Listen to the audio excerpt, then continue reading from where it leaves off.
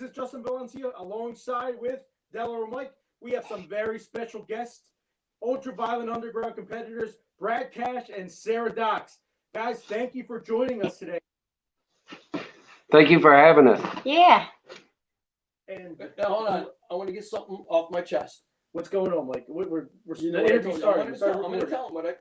Mike, don't say it. We talked about this, Mike. Well, I want to be It's honest. our I don't guest. want to do It's our guest. I know It's they're our guest. I know they're Guys, thank you for being here with us. Hold on. Don't mind. Look, okay. Mike, come on, Mike. You don't.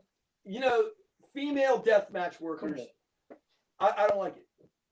I mean, no disrespect, Cash, to her, but I don't really like it, and I'm not a little fan of it. Okay. Why are you gonna do that, Mike? Well, I'm just being honest. I don't want to be a lot. I don't want to deceive them. I'm not a little fan, and I really don't like females in the death match. Okay. I'm a huge fan of female death match workers, and I love it.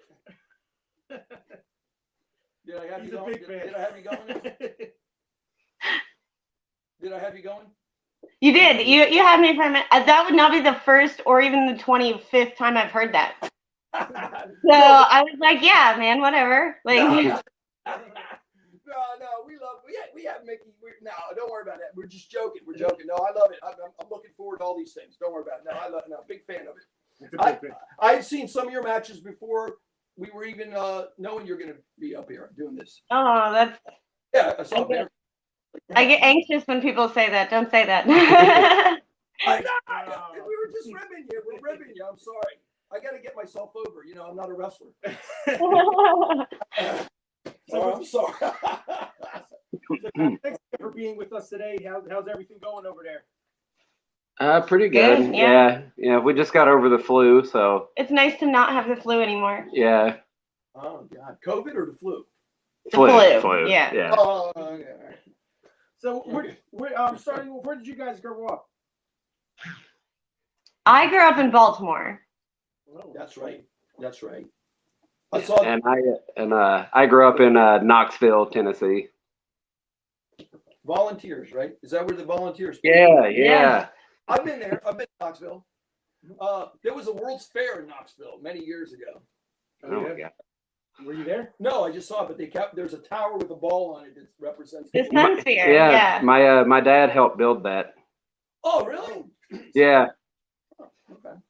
How far did you grow up from there? Well, I had a split homes, and my dad lived like 5 minutes from it. So like, we crossed a couple streets, we could see it.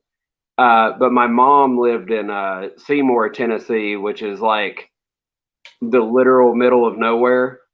Like, yeah, it's like if you go to Knoxville and then like towards like Sevierville where Dollywood is, it's like the 5 feet in between. My high school had a cow field next to it. Yeah, it's a good time. Creepy stuff happens in nowhere. Cows, they're a big high school football team. Go Cows. Go Cows. So cows. So I'm gonna ask the question every podcaster asks: what made you guys get into pro wrestling? My childhood. My grandmother was fanatical about pro wrestling. My grandfather was, so I watched it all the time. My uncle was, and growing up in Baltimore, there was a plethora of pro wrestling around in the 90s. It was everywhere. Right. Yeah, my family hated pro wrestling, and I like to be a disappointment. So that's how I got into it. I like to be a disappointment. Yeah, my mad at me about stuff too. I didn't. Oh, that's awesome. What made you start training? Like, what was the point in your life that was like, I gotta start training to be a wrestler? When I was 23, I had already had 3 children, and I had already dropped out of college twice. Oh, And I'd had like 15 different jobs, and I hated all of them. And one day, me and my friends were all sitting around drinking, watching wrestling. And I was like, I can do that. And everybody was like, yeah, okay, Sarah. And I was like, no, I can do that. And then I got real drunk and jumped off of a balcony into a bush to prove that I could do that. And everybody was like, hey, she didn't die. Maybe she could do that. Okay. That's awesome. Like a jacket son. That's exactly what it was.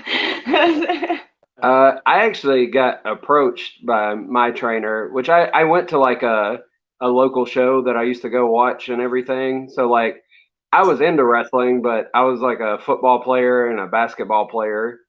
And I tore my shoulder my senior year, and my I was kind of trying to fill like a void, I guess. And my trainer actually approached me because I was I was a big dude, and he was like, "Come on, come try this." And I really wanted to, and like first training session we had 14 people. Second training session we had 4. Seventh training session it was just me. So Wow. God. yeah. Weeding out the weak. Well, now, Sarah, how was your first day I mean, he was an athlete with football and everything. How was your first day of training? How did you went into school? You contacted a local school, or how did you do it? So I contacted a local promotion that had a pretty long history of producing decent wrestlers. Oh.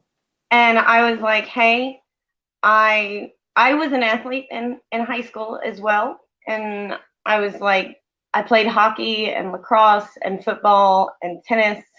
Oh, which okay. Oh, then you're a big guy. sounds weird next to everything else saying tennis, but Okay, no. and I went to this promotion. I was like, I know that I'm at the time I was 23. I was like, I know that I'm 23, but I want to try and do this. And they were like, oh man, we haven't had a girl show up in years. Sure. Oh. So they tried to. What did they make you do the first day? Run like how hard was it? Oh man, well, my trainer was. I trained here in I trained in Kingsport, Tennessee, which is an even smaller town than Knoxville, and they were very traditional, like Southern values on wrestling. So the first like 2 weeks of training, I wasn't allowed to do anything but bump at all. I wasn't even allowed to hit the ropes. Oh, that's a good school. When they did, yeah, that's good. We hear that from other people that we've interviewed. That one girl took months to get in the ring. Yeah, do calisthenics and build up cardio. Yeah, I mean, at the time I was. The first like 2 training sessions were real weird because I just had to go wherever the trainer was going that was going to be training me. Yeah. And then they had set up, their building had finished being constructed, essentially. It was in this big fancy new gym. And they had like a UFC ring, and I would have to bring in the wrestling ring myself and set it up and tear it down 3 days a week to train in it. Oh God, really? Wow, paying dues. Yeah, it was a lot, and it didn't have AC, and I started in the summer, so it was very hot in Tennessee. Yeah. You know, Mickey Knuckles used to do that with IWA. She was like Ian's sidekick, and she did all that stuff. Yeah, I had I love and hate my training experience. It's weird. Yeah. I think I got the basics instilled in me super hard, but there was also like a 4-week time frame where all I did was take power bombs. What? Yeah, for 3 days a week for like 4 hours a day. Oh, wow. So it was rough, and I was the only trainee. No one. I mean, we probably had 5 or 6 people show up in the time frame, and no one else stayed. Oh, well, how many power bombs did you take in one training? A lot. There was one day where I did nothing but take power bombs and sidewalk slams for like 4 hours straight, and I just hurled monsters outside of the gym, like because I was drinking Monster at the time, and I just vomited energy drinks for like an hour afterwards because I was so hot and so blown up. Okay. That was till Dox showed up, right? And that was until the person who essentially kind of took me under her wing, and I always call my unwilling adoptive mother, Jessie Bell Smothers, showed up, and she was like, "Hey kid, you're coming with me," and I was like, "Okay." That's right. Yeah, I saw your other interview. She took another girl, took her under the wings. Okay. And they started traveling the road. Yeah, that was good. Yeah. And she was just the best. I mean, she was amazing. Right. Yeah. I saw one of your other interviews, like a 2.5 hour interview with the other guy. It was interesting. I probably said stupid things. No, it was good. No, good interview. It was good. I watched the whole thing. Yeah, it was good. It was good. What about you, Brad? How was your first day in training, and what was going through your mind? Did you initially want to be a hardcore deathmatch guy? So I did want to be, but I got told very quickly, we don't do that shit here. Yeah, that was a Um, huge thing in the South in general. Was Yeah, like, yeah, don't, no, none of that. So I was like, okay, like, I'll train. And my first training session, I can honestly say I was probably the worst one there. Tank would agree. Tank would say I'm still the worst one. He would still say that. You're the worst one there. But we did a lot of like we got there and my trainer was like, I'm just gonna do you guys' paperwork real quick. Just go run. We were like, where? And he was like, out there. And he was like, I'll come get you when I'm ready. And an hour and a half later, he came out and got us. And you were running. Yeah, just basically just in this field. There's no way. I'm calling it. I love you. You didn't run for the full hour and a half. Well, you hid places and like faked it. I mean, I slow motion. Right? Yeah, there we go. The motion was there. We're But gonna some of in wrestling there. You're fraud. You stop, dog. Yeah, we did that. We did a lot of like fireman carries and stuff. Like my whole first training session was basically outside. He was like, you got to earn the right to go inside. Wow.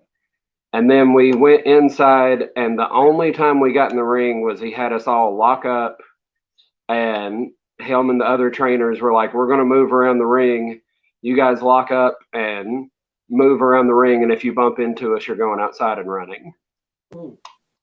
And I was like, man, I really feel like quitting. And then I showed up the next week, and everybody else had. So man, I really feel like quitting. I'm already over this. I probably my first like real hardcore moment in wrestling probably didn't happen to like my third year in, even though I loved hardcore wrestling. That was why I wanted to get in.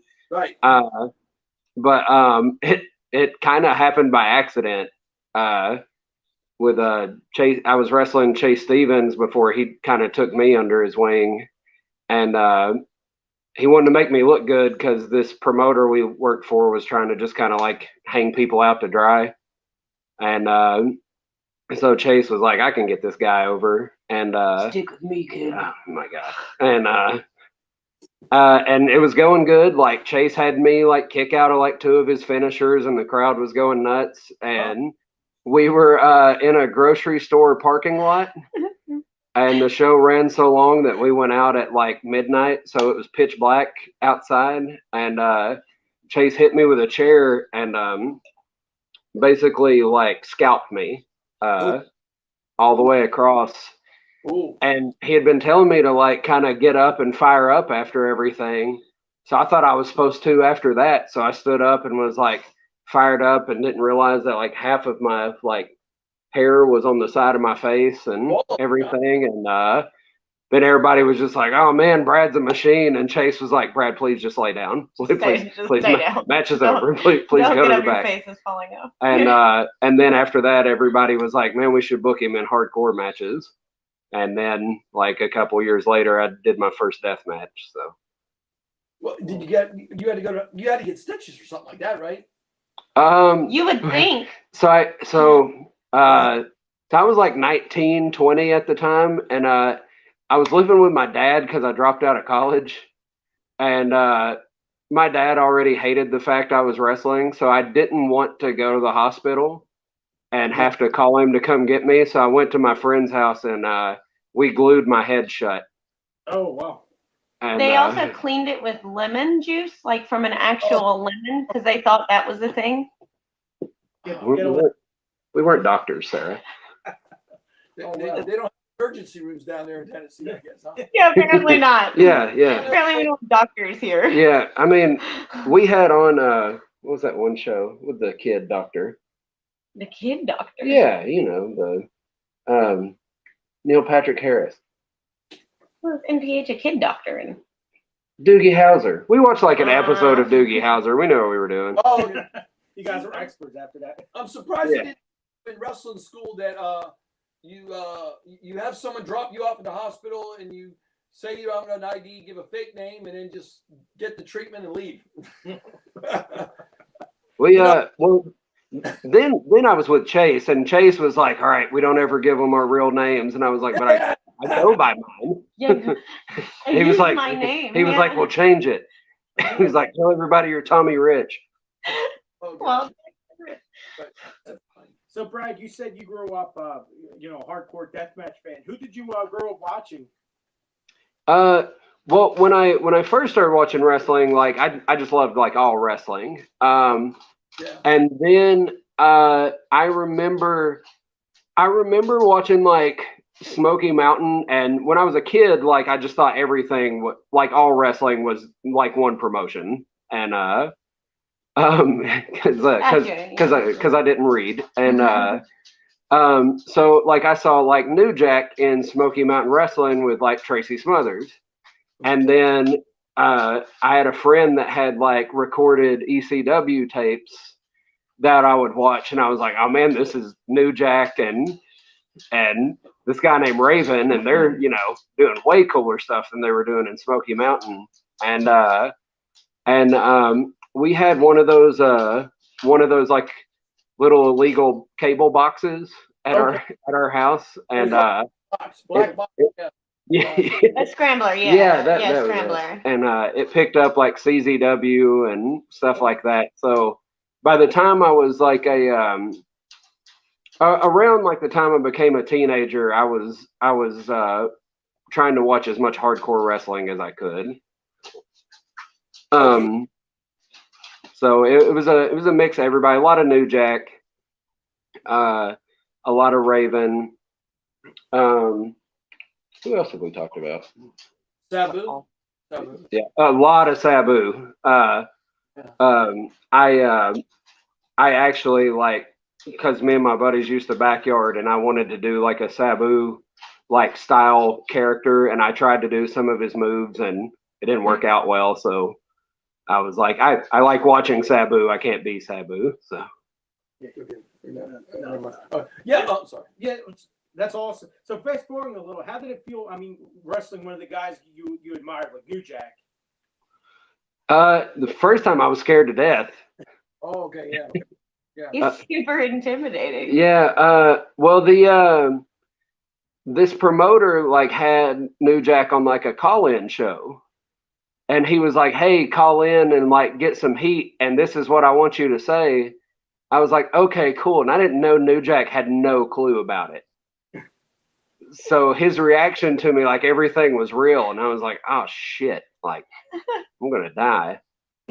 And Tracy Smothers called him and was like, "Hey, Brad's a good kid. Take care of him." Oh God. And yeah. I walked in. They had all our weapons on the table, and I saw a machete laying there, so I took it and threw it outside. And like I'm still nervous, and we go to the very first part of the match, and New Jack was like, "I'm gonna stab you with a fork, and we'll be off to the races." And I said, "Okay." And then he goes to do it, and like I'm waiting on it, and I'm like, "Where the hell is it?" And he's like, "Sail, damn it!" And I'm like, "Oh shit, okay, we're working. He's working with me." And it was a really surreal moment because I also didn't know Raven was running in at the end of that match. Yeah, so like, you got like 13-year-old me is just like going nuts because I'm getting hit by Raven, getting hit by New Jack. It was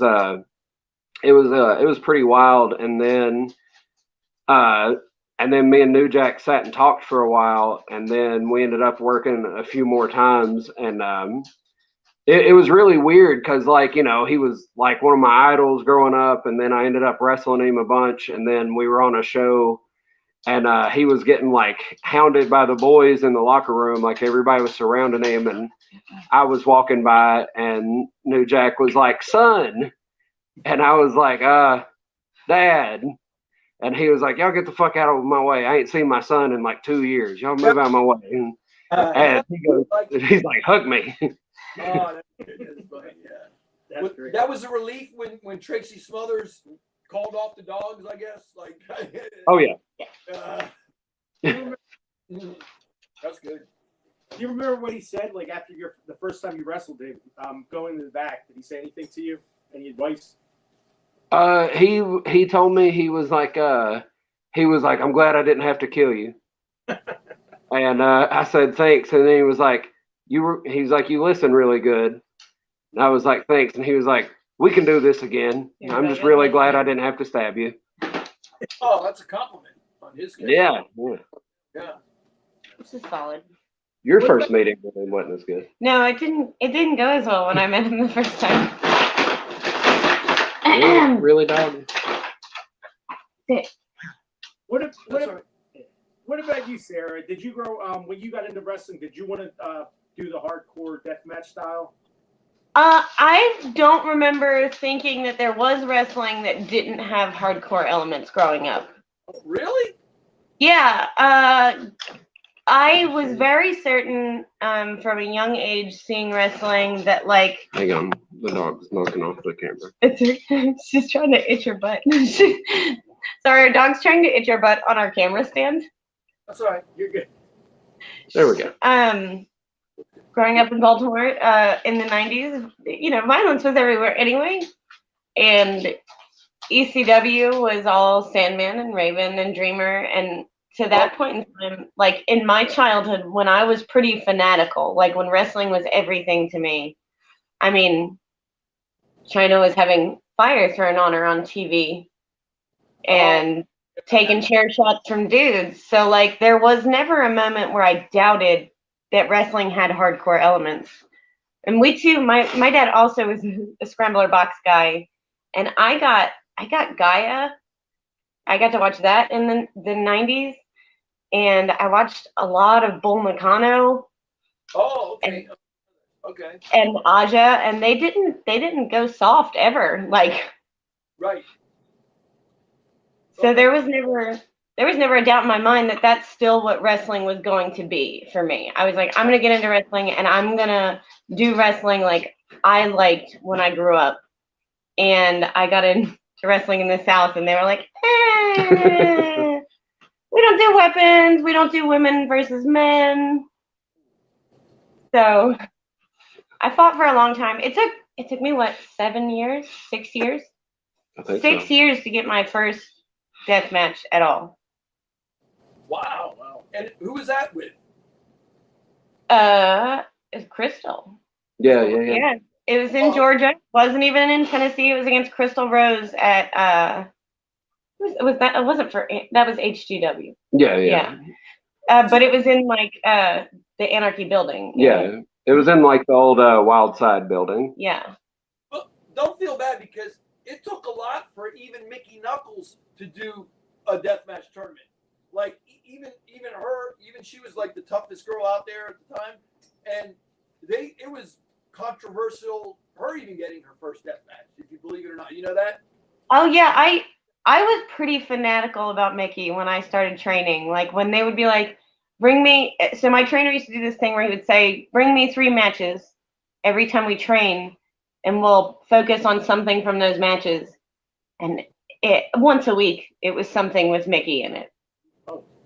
And then Jessie took me under her wing in my 3rd match ever, and it was a really bad match. We show up to the building, and here is Mickey Knuckles, and her and Jessie are, inseparable. They're sisters, so they're like impossible to get apart. And I was just awestruck and stupid. Yeah, I saw your 2 matches with Mickey. They were pretty good. I liked them. Yeah. The 3-way you do it with Randy West, right? You, Randy West, and Mickey. Yeah. Yeah, I like that one a lot too. Yeah. I love that match. It's a big moment of frustration for me because I didn't get to finish it. Yeah, you're on. Not willingly, I didn't get to finish it. I got chucked out of the ring and told I wasn't allowed to come back in. But God, I didn't know that. I like the match. Yeah, Yeah. Well, it was bad. The injury was bad. There's no getting around it. I have I'd like to call it a stupid talent where I can just pretend that horrible things aren't happening to my body while they are. Oh God. Okay. So we go to all swing these light tubes at each other, and I get hit with one, and because they're so long, only the bottom half breaks, and the top half plummets down from the sky, and it actually severs my bicep. It cut 7 inches across and 3 inches deep. Oh God, really? Yeah, I didn't know when it happened because it was so fast and it's glass. So it hit and went right through my arm like butter, and it severed every nerve. Oh, What? So all of a sudden, the handle I have on the light tube I had hit Randy with is just the light tube is falling out of my hand, and I was like, why can't I close my hand? Oh, you're in shock. You didn't even know. Yeah. And I looked down and I was like, oh, I'm bleeding, and I just kind of tried to push it closed. Oh God. Yeah, I guess so. And then all of a sudden, Mickey is looking at me and says, can you hear me? And I was like, huh? Yeah. And she went, you're done. And I was like, no, I'm fine. And I looked to Randy, I guess to try and like in my head argue my point. I was like, tell her I'm fine. And Randy's like, and they just chuck me out of the ring. And there's like a billion people there that are like, here, let us carry you. Here, take these towels. I was so upset that I didn't get to finish the match that I stomped off like a petulant child. Sat in the back, refusing to go to the hospital. Well, I'm cussing everybody out because I didn't even get to see what the injury was because everybody was like in my way, and so I started like cussing people out. And I think at one point I almost picked Sarah up to move her out of my way to get to Sarah because I was just trying to get through everybody. It was a good day. It's a good day, yeah. It's a good day. So what happened? So I mean, that sounds like a big. You need to stay. You had to go to the hospital sooner or later for that, right? I did. So we were very lucky. One of the camera women at the time was also a nurse. So she just packed it full of gauze while I sat saying, in my mind, I was like, I'm fine. I'll just wait till after the show and then I'll go to like an urgent care or hospital then. Wow. And I think it was Schwartzy that looked at me and said, yeah, he was like, hey, look, you're a real gangster right now. You look like a real gangster, but just look at your right side. And from my neck down, my shirt and pants were just blood. Oh God, okay. And so the nurse packed it and she did everything she could, and she was like, this is gonna be stitches. You'll be lucky if it's not surgery. So I went to one hospital and I sat in the waiting room for 8 hours. What? Long enough for the show to. The show ended. Everybody else made it home except me and Travis Dykes and Brad. We were just sitting and waiting. And it was also like still kind of like it had bled through the packing. Well, it was also like post COVID time, but when everybody was still like doing a lot of restrictions. So like they were telling me like I couldn't go in and sit with her, and she was like they won't take me in, and I go, just take the bandage off, start bleeding on the floor, and they'll take care of you. And I just eventually got mad, and I was like, no, I'm just gonna go home. And Brad talked me out of coming back to the house, and he talked me into going to a different hospital. We got to that hospital, and this might not seem like a lucky thing because it was lucky for me, not the other person. The moment I walked into that hospital, there was a shooting. Oh. And everybody else ran out of the hospital. But I was like, hey, I'm getting dizzy now. It's been like 9 hours since I got my arm cut open. I think I'm gonna pass out. And the nurse was like, let me see. So I opened it and it sprayed in the nurse's face. This is crazy. Okay. And they immediately were like, triage. Don't walk. Sit down in this wheelchair. And they wheeled me. Like the whole triage is busy because there's been a shooting now in the parking lot. Yeah, I was where the shooting was. Yeah, he's outside in the parking lot. There's a shooting out there. They're rushing people in and out because they've been shot. And this doctor just comes up to me in a hallway and looks at my arm, which is it was pretty rough looking back on it, like seeing the picture and stuff. And he was like, "We have to do this here. This has to be treated now." And so he just stitched me up right there in the hallway. In the hallway. He irrigated my arm over a bucket.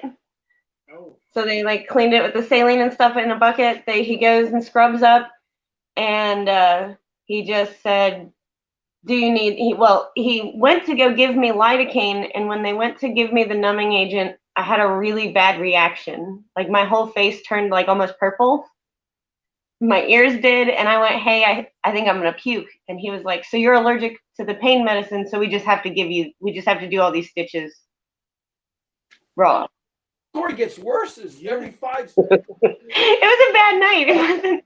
Yeah, so there were 10 internal stitches, 1 arterial, and 10 external. But there was no nerve damage or ligament or nothing, right? No, it was all it was mostly fat and veins. Fortunately, I'm not super muscular, so I don't have that problem.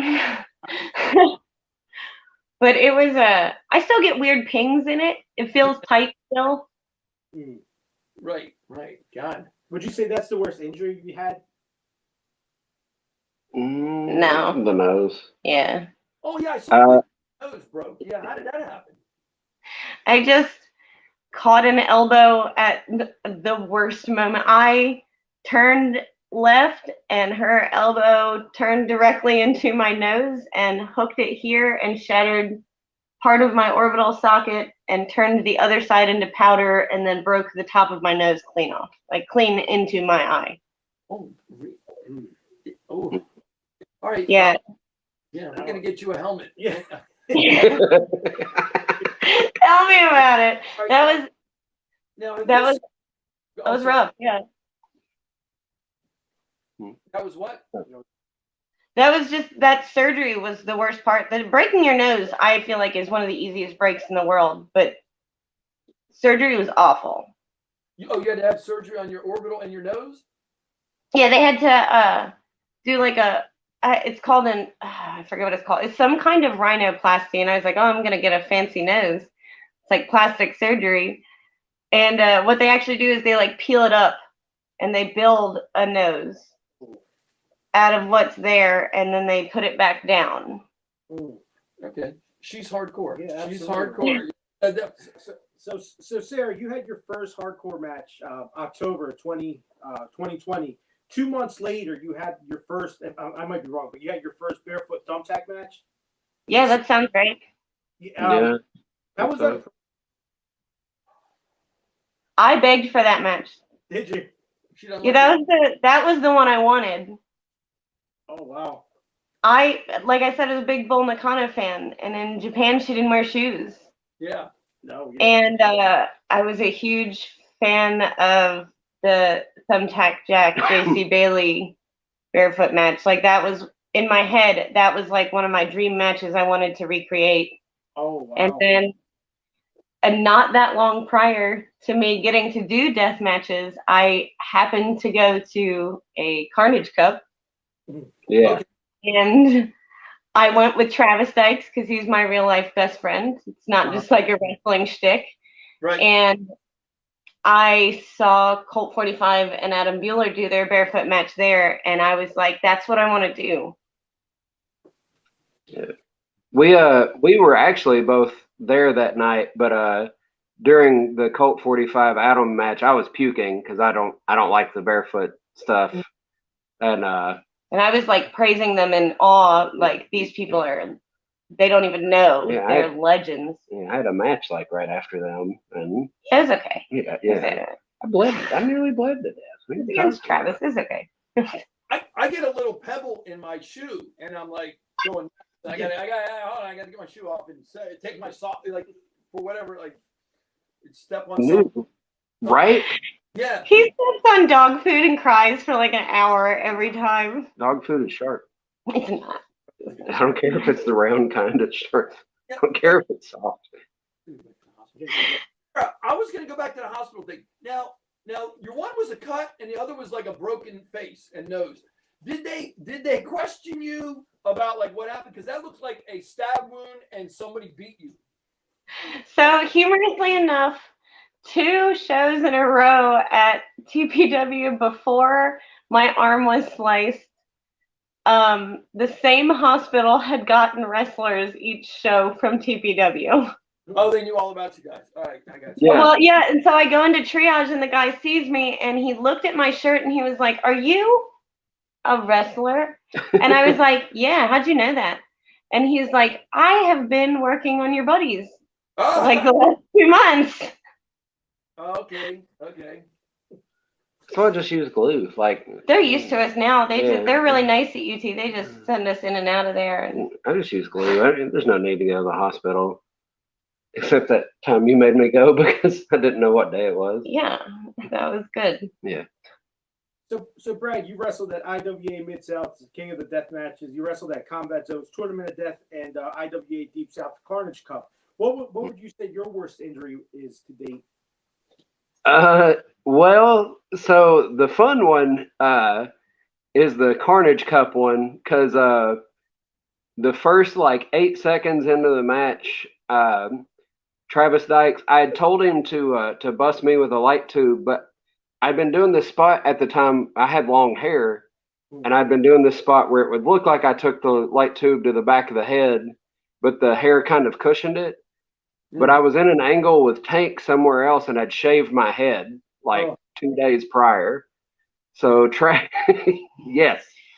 So Travis hits me with a tube, and I just take it like normal, and there's a artery, I guess it's an artery, right? I think it's an artery. Behind my ear that gets cut. There's an important vein somewhere in the back there. And it's we're about 8 seconds into the match, and it's a gauntlet style deal, and so I'm bleeding to death without knowing, and I go over on Travis, and then Terry Houston comes out, and me and Terry are supposed to be like the meat of this thing, so we go like 20 minutes, and we get to the finish, and I said, "Terry, I can't do it." And Terry's like, "Don't be a pussy." And I go, "I'm not. I'm dying." Oh. And Terry goes, "Oh." And I go, "Yeah, man, just choke me out or something." So he chokes me out, and they continue on with the next entrant, and I laid in the grass for about 30 minutes before anybody came to check on me. Yeah. And Was that a non-tournament Carnage Cup match? it was like, so it was considered part of the tournament, but it had like 9 people in it, and only 1 person would advance. Right, and that was that out in the woods like area or an outside? I was at that campground like with a cabin. Yeah. It was like With the taco shack. Yeah, there was like one building within 10 miles, and it was a taco shack. Yes, yeah, I was at that. I remember that. Yeah. Were you? Oh my god. So you know that ambulance that was there? Yeah.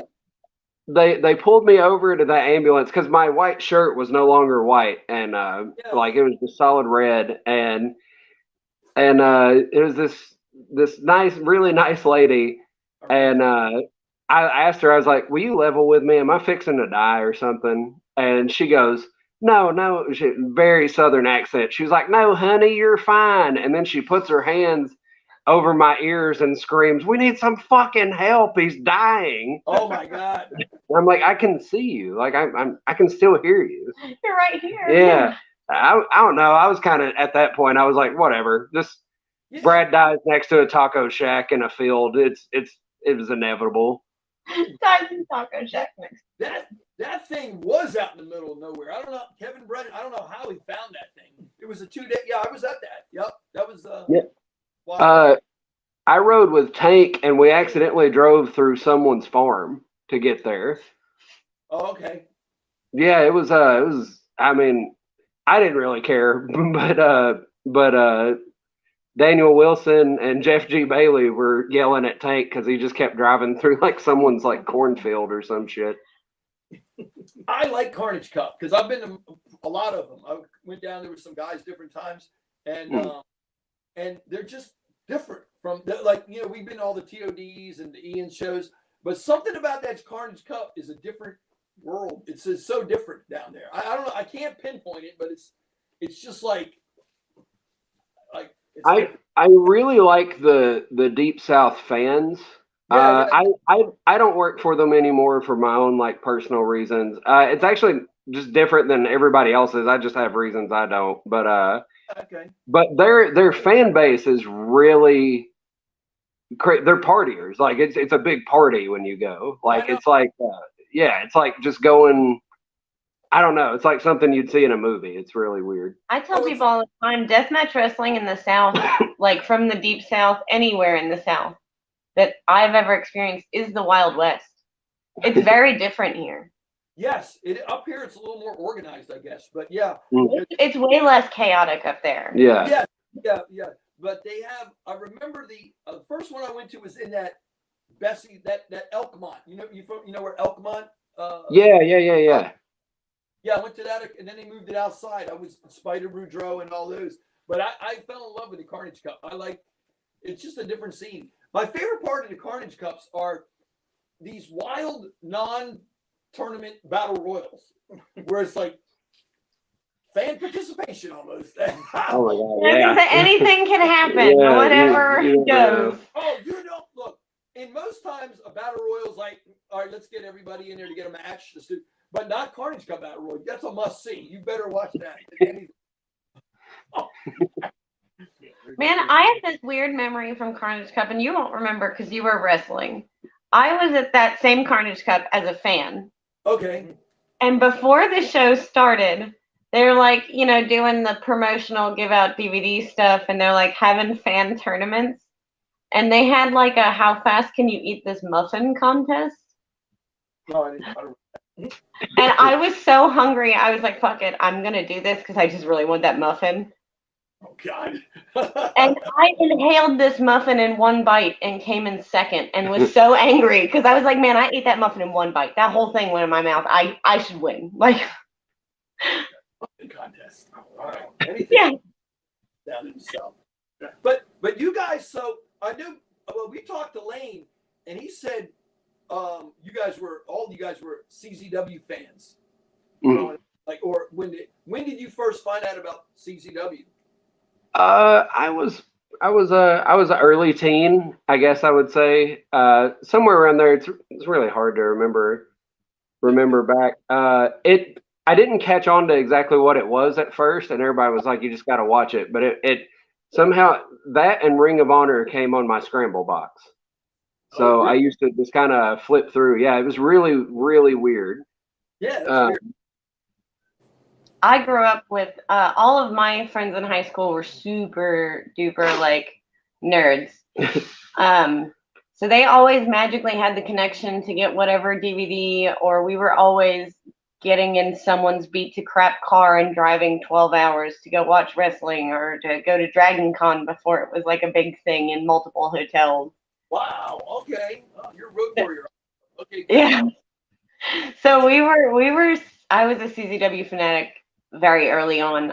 We went to go see, me and Cody Dishner and a couple of other of my friends from high school drove up to see CZW probably when I was 15.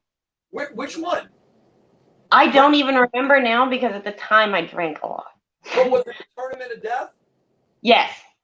It was TOD. Oh, was it in Smyrna? Was it outside? Like, what do you remember from the venue? Because we live in. It wasn't outside. It was? No, I don't think so. No, maybe it was. They were all outside. Yeah, I was gonna say that one was outside, and I know I went to go see one again like the next year, and that one was inside, but that wasn't TOD. That was just CZW. Oh, okay. Because I'm just curious. So, which one you went to? You don't remember what year? Would have had to have been 2000 and like 16, 6, 7. 2006. 2006. So 4 was in Middletown. 5 was here in Smyrna. 6 was 2006 was here in Smyrna. Smyrna. We live in Smyrna. We live in we live in the town. I don't know if you ever got a chance to see a video. A guy named Luke Hadley and me did the history of CZW in Delaware. Actually, I think we did watch yeah. that. Yeah. Where the guy, where I go to each venue and point out the building, Bubba, where Zandig and Mondo went off the roof and all those things. Yeah. Yes. That was me. Ah. 25,000 views. Yeah. No, I'm serious. But a lot of people like that. Yeah, a lot of people didn't know I did that. But yeah, we did that. So we live right now. I live like a mile from. Remember when Sex City was bleeding like crazy? Yeah. Yes. Breakaway Tavern. That's like a quarter mile from where I live. All these. Nice. Yeah, we live about 15 minutes from Dover too. Yeah. 15 minutes. The DJ's farm is 15 minutes away. Brad made his debut. When Brad made your CCW, last couple months ago. His debut. Yeah. Man, that farm was cool. Yeah. Now, Sarah, did you come to TOD, the last one? I did not. Oh, okay, him and Lane, right? Yeah. So Brad, almost 3 years ago to the date, you won Tournament of Horror, I believe. Yeah. Yeah, there was my she hates that night. But it was my return to wrestling. I'd taken off about 9 months. 6 months. It was 9. For an actual match, it was 9. But they were like, "Hey, do you want to come do this tournament? We've never had a deathmatch tournament in this building, and your name is kind of synonymous with death matches here." And it was right before our wedding. So I shot them a really high price, and I was like, they're not gonna agree to it. And then they were like, "Yeah, man, definitely." And I was like, shit. But No, it wasn't. we did it. I didn't even tell her at first. And we go down, and I make it to the finals, and it's me and Tank for the 10,000th time. And my blood had like coagulated from the first couple matches into my scalp. So Tank is like, he's getting on me, and she thinks Tank has just fucked my whole face up. And she is just mad sitting in the crowd. She was like, "We have a wedding like next week." 5 days. 5 days. Wow. And that was my first and only like tournament win. It's the only one I've ever won. But yeah. But it was really cool. It was a really crazy feeling. Because I got a pretty warm reception that night coming back there. Once Sarah saw my face wasn't that bad and that I was going to be okay for like wedding photos and stuff, she wasn't as mad. So it was a pretty cool night. I wasn't angry at you. You were. I was much angrier with Tank. Okay. It goes with the territory. I kicked in that locker room door full guns a-blazing. I was ready to beat Tank's ass in that locker room. I was mad. She's a feisty one. I didn't. Oh, this is also the first time Tank and I have ever met. Oh, okay. Tank's a nice guy. Come on. Tank's a nice guy. Okay, so first time we ever meet, him and Brad have this match, and there's like these huge like wads of coagulation that look like ripped off skin coming off of his face. Like dang. So I'm thinking his face is messed up, and he gets on the microphone and points me out to the crowd because I'm sitting in the crowd and says, "I know we haven't met. Sorry I fucked your husband's face up 5 days before your wedding." Oh man. See, he put you over. See? Oh man, I beat in that door and was mad, shouting, losing my mind. And then I saw that Brad's face like didn't have a scratch on it. And I just turned and looked at Tank and I went, "You're lucky." I was ready. Don't mess with her. That's funny. Sorry. But we interviewed a guy the other day, and he's never won a deathmatch tournament. Mm-hmm. And he really wants to. It means a lot to him. He said he would be honored to even make it to a finals, just to be in the finals and win it. Is it a big even when you win your first deathmatch tournament, you're like you got one under your belt. You've won one. You know, you might not have won, it might not have been TOD, but you won a death match. You can say that you won a death match tournament. Do you think is that what you're feeling about that?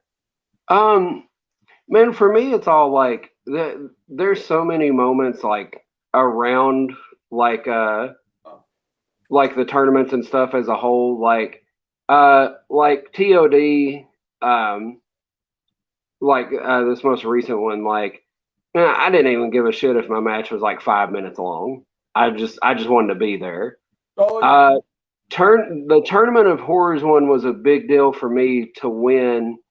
One, because they had never had a deathmatch tournament in that building, and Jeff G. Bailey is like a historian on that building because he was a manager there forever, and he had counted it up, and in my short amount of time of being there compared to like Tank, Iceberg, Dusty Rhodes, New Jack, everybody else that had came through there, I had done the most death matches in the building.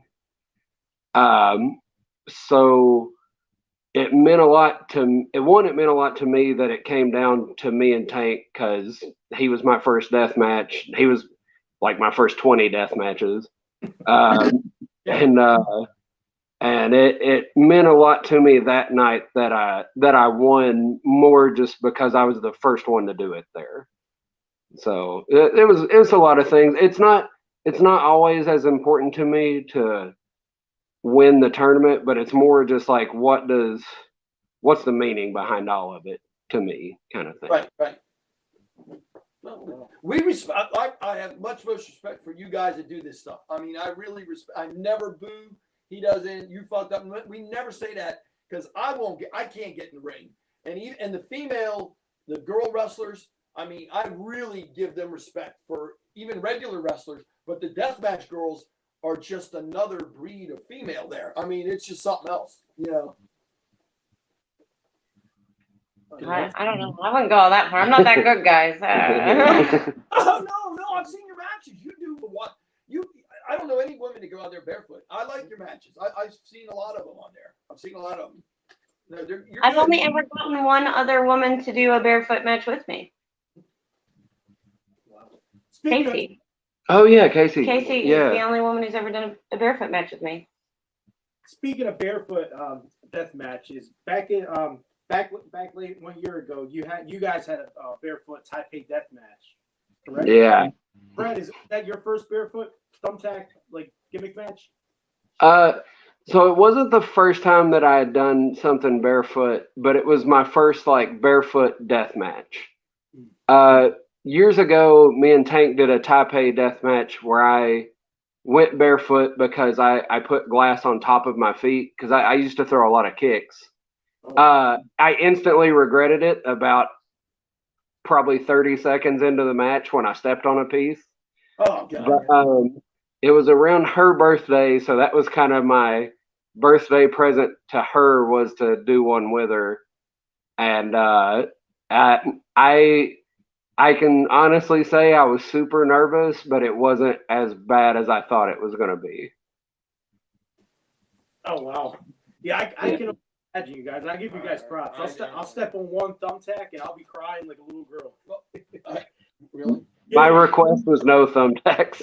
You would not believe how many, I see so much stuff in death matches that I'm like, man, you guys have to be dumb to do some of these things. Like, you just have to have no desire to live to do some of these things. And then I get into a locker room and everybody's like, you're the barefoot guy. And I'm like, yeah, but it's just bare feet.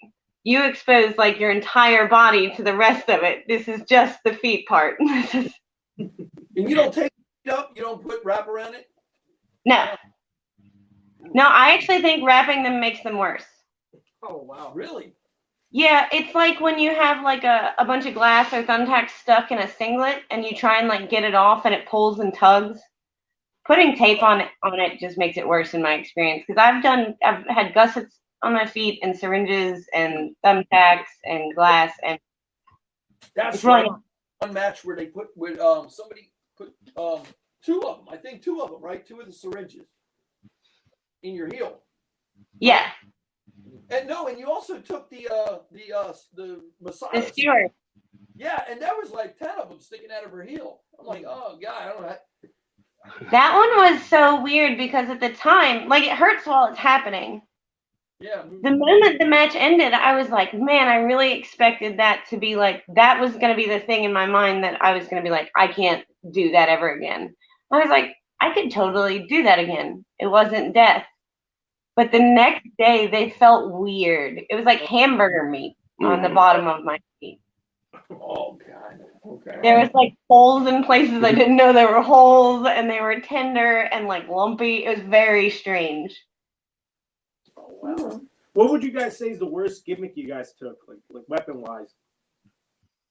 I have taken the skewers a bunch, but I don't like them because I always end up getting them from Masada, so that automatically makes them 10 times harder.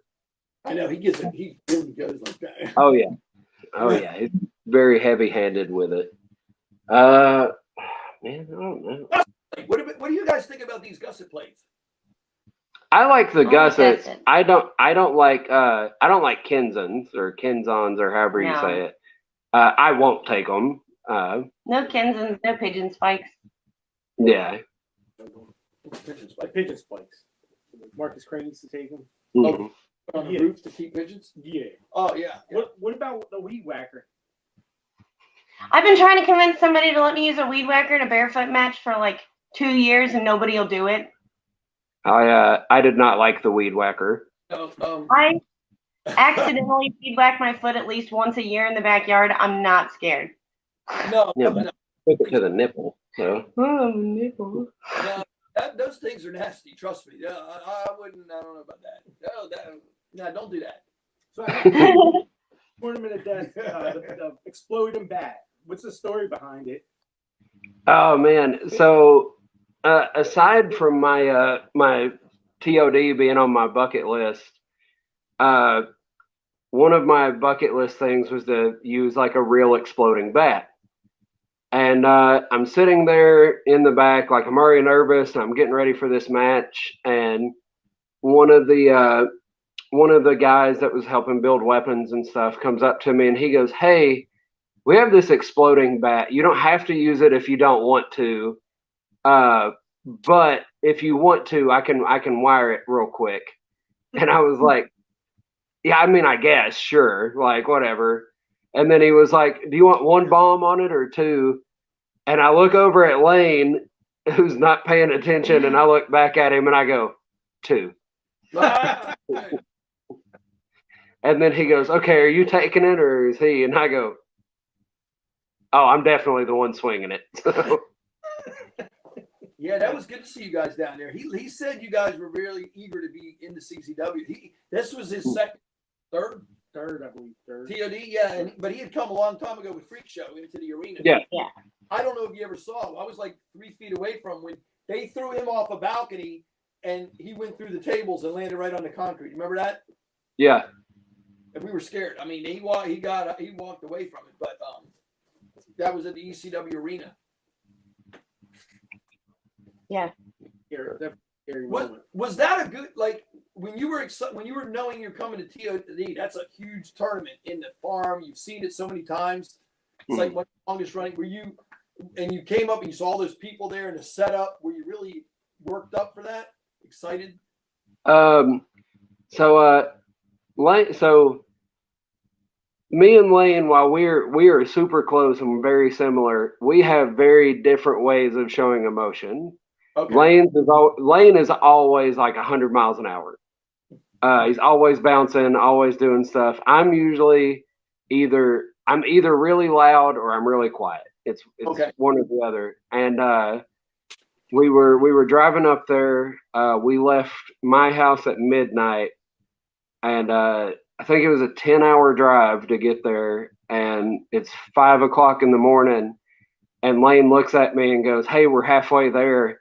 And I made him pull over so I could throw up because I was that nervous. Oh wow, God!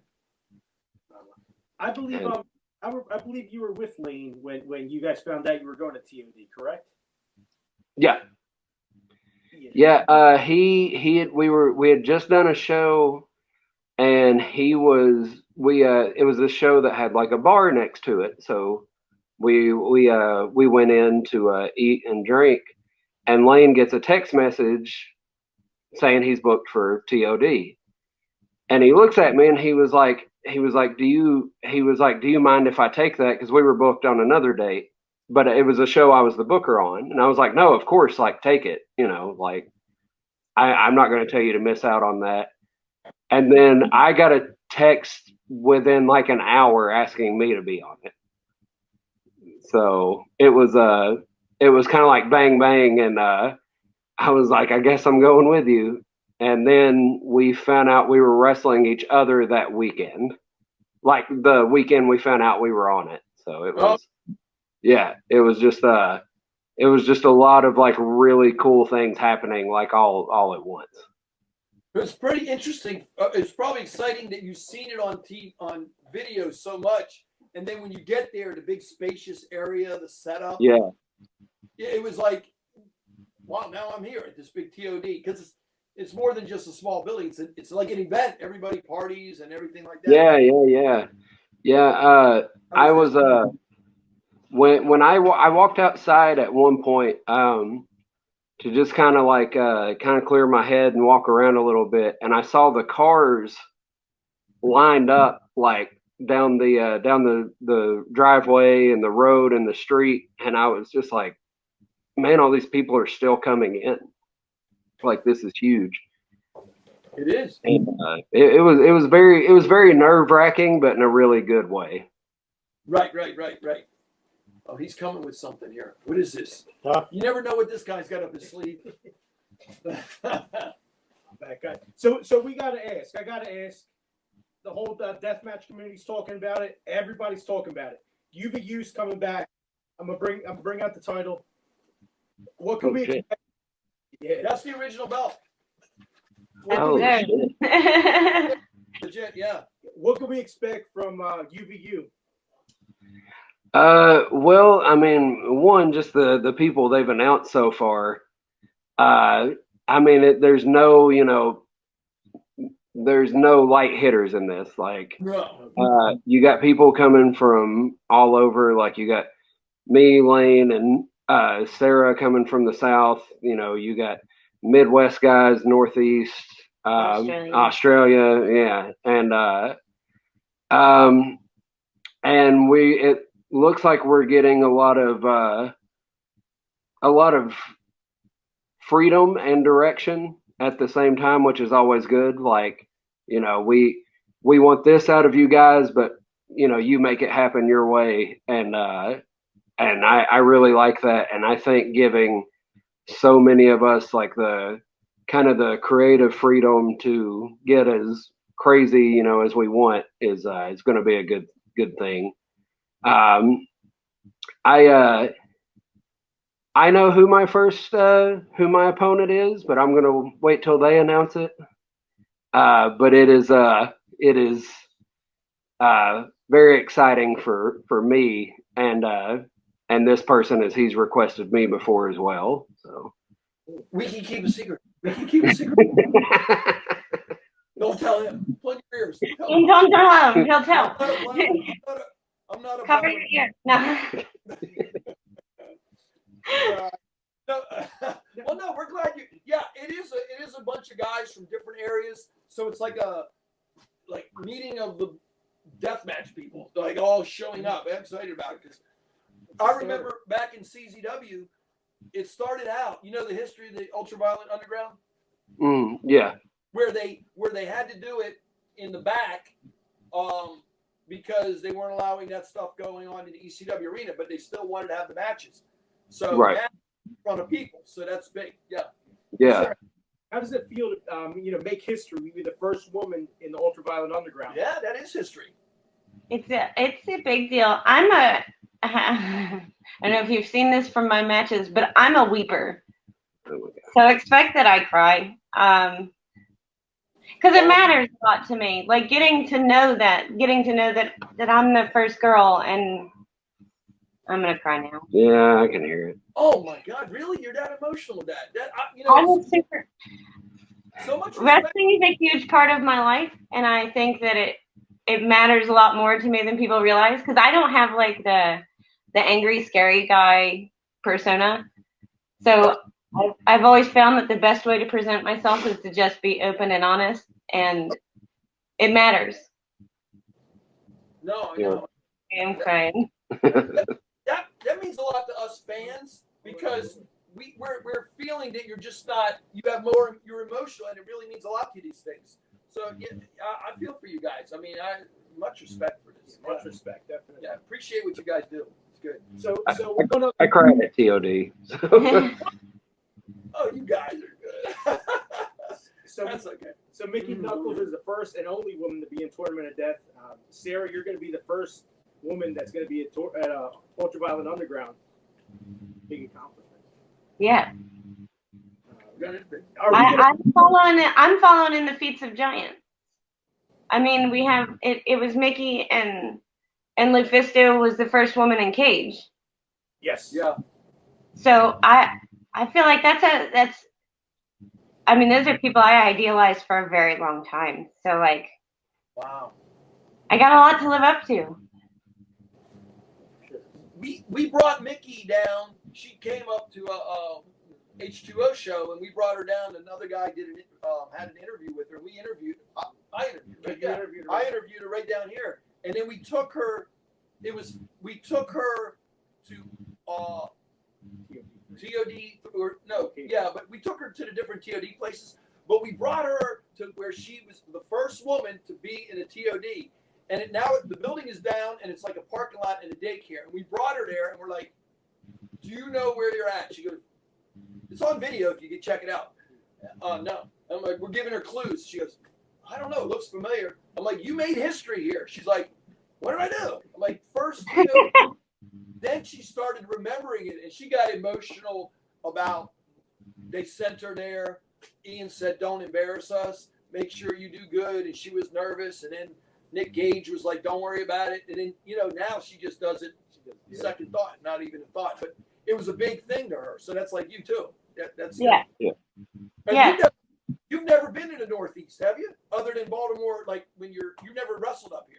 I wrestled. I've never done anything deathmatchy or hardcore in there. I wrestled in Pittsburgh, actually in Newark, and Pittsburgh off and on in the very early years of my career.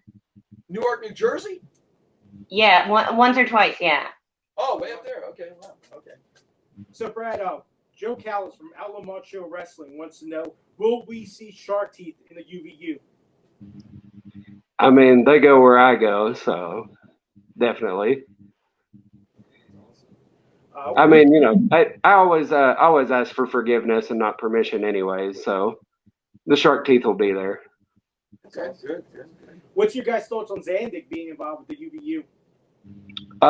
That was a huge. I've never got to meet him, and he's one of the big like deathmatch legends, and and everything he's ever touched has been huge. So him being a part of this is crazy for me. He likes the soft handshake.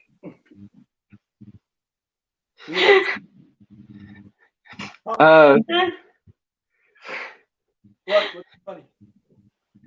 I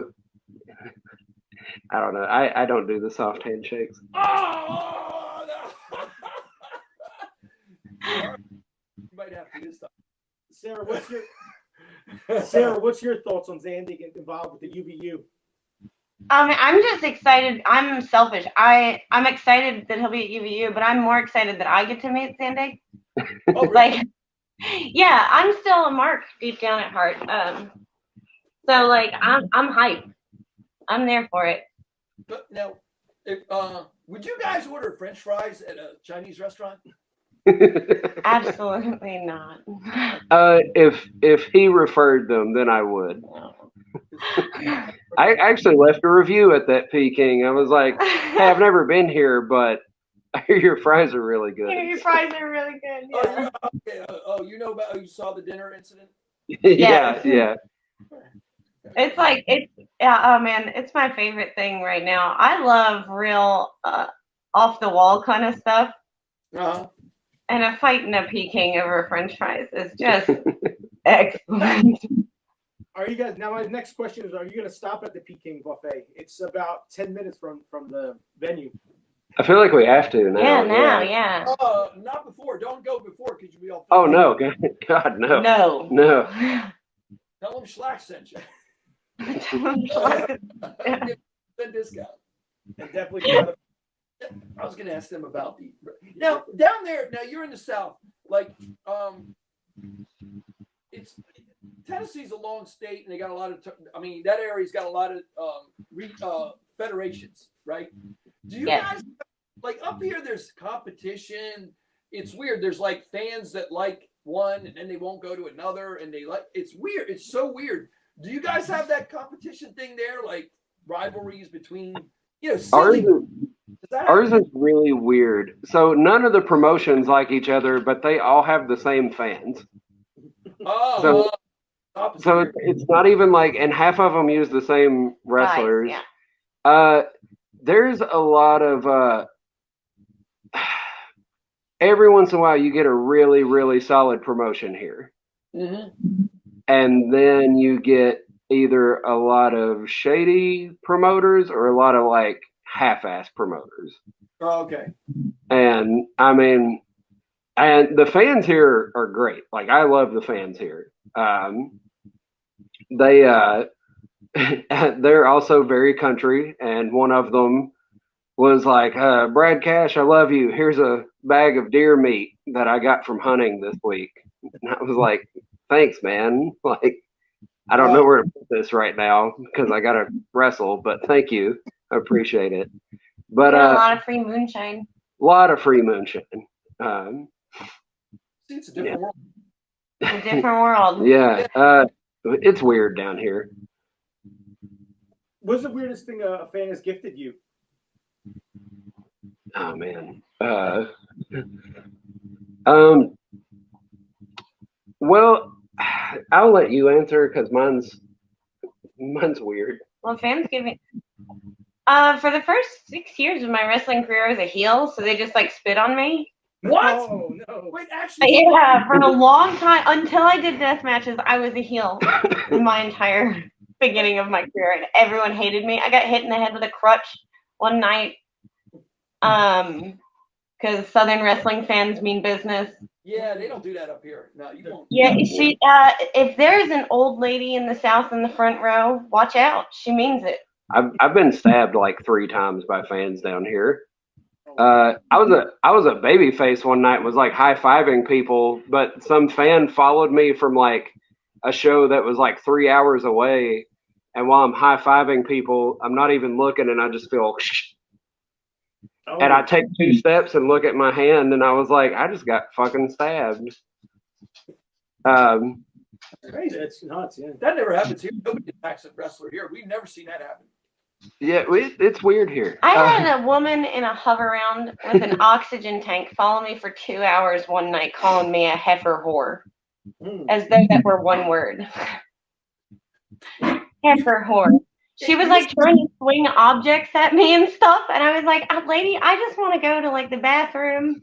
Just trying to get a drink. Like, what is wrong with this? So wait, and you said they actually spit on you? No. Yeah, I've had fans spit on me. I've had fans pull knives too, and I was a manager, and I had a fan pull a knife on me once, and I didn't even talk yet. Like, I hadn't even been handed a microphone yet. I was a heel in this town, and we had just started dating, and I was a heel in this town that about a year later people would find out was like one of the most racist towns in America. And I was in the crowd just in a jacket, and I had on a Tupac shirt and a beanie. Yeah, like those are the clothes I wear. Like that's what I wear. Wintertime. And hang on. Baba. Sorry, our dog decided to run in again. That's all right. But and I was supposed to come from the crowd and attack Sal Renaro. And as I'm doing it, like I just hear people yelling out a bunch of racial slurs, like the N word and a bunch of other stuff.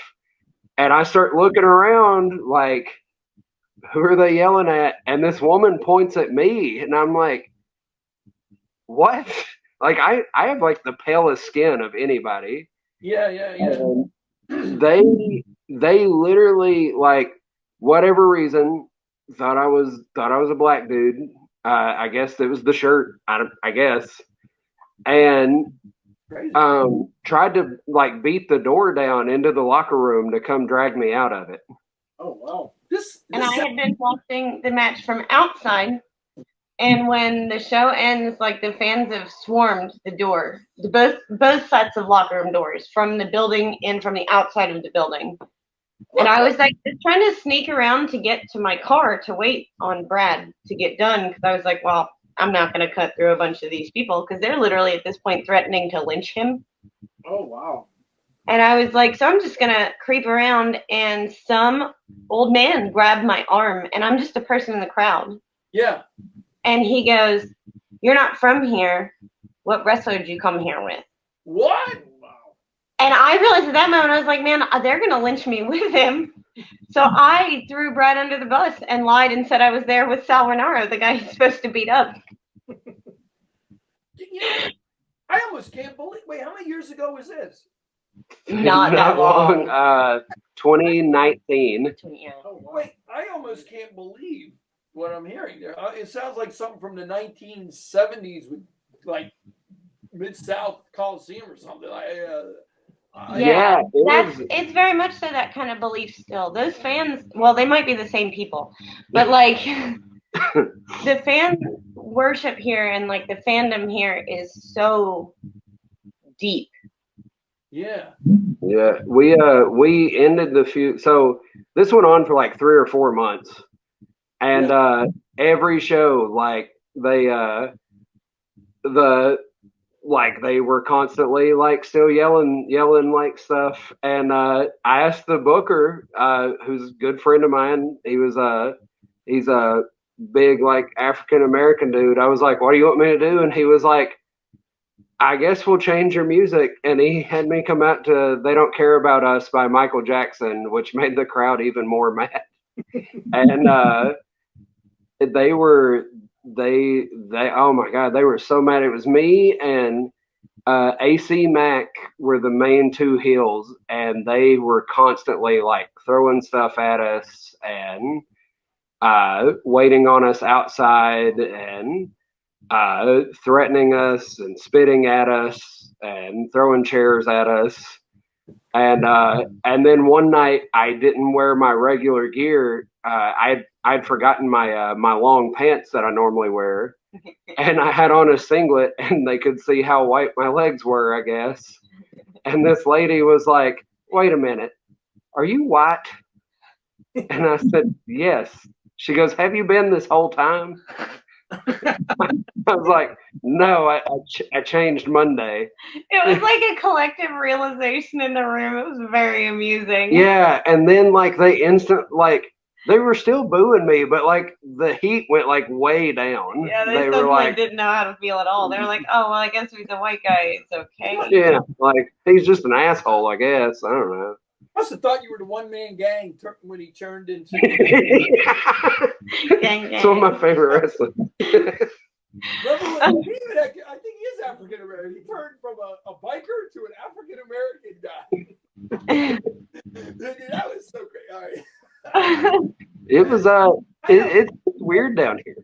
Now, opposite, if you were up here at any reputable indie show and you really can't even. There's been cases where people have raised homophobic things to people, a wrestler, and they'll like, they'll kick you out. Yeah. You'll. Oh yeah, for sure. I'm curious. Like I wouldn't even think of saying some things, and let alone the N-word. I mean, now you couldn't pay me. I mean, there's some fans that don't like to go to shows anymore because they said some bad stuff. But I mean, I don't know. It's kind of I always said it goes with the territory. You're not in front of the U.S. Open golf tournament in Augusta, Georgia, and you're not at the ice skating championships. You're at wrestling.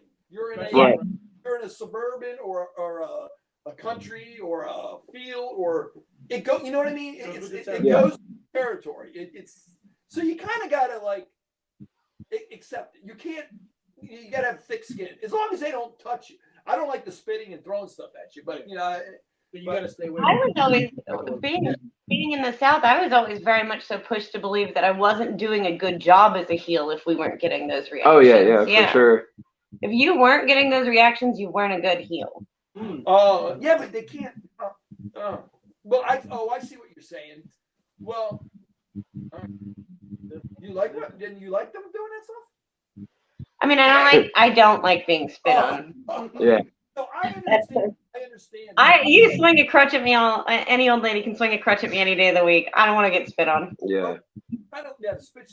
So it's kind of like the girl that goes by the construction site and gets whistled at, right? And then the other girl that goes by and doesn't get whistled at. Like, well, why aren't they whistling at me? Yeah. Kind of, yeah. If you're the girl that gets whistled at, you're like, oh my God, I hate these guys for whistling. But if you're the girl that doesn't get whistled, you're like, you just whistled for that, bitch. Yeah. You just. Yeah, I don't like it, but I want to be like, why aren't you whistling at me? So I understand. Oh, I understand now. Okay, so I guess you're getting good heat, so it's like a success. Yeah. It's weird. It's so odd here, I guess. I mean, I think like back to the what have we gotten from fans thing is when I went to Queen, when I went in my head I was the most unknown person on the card. Okay.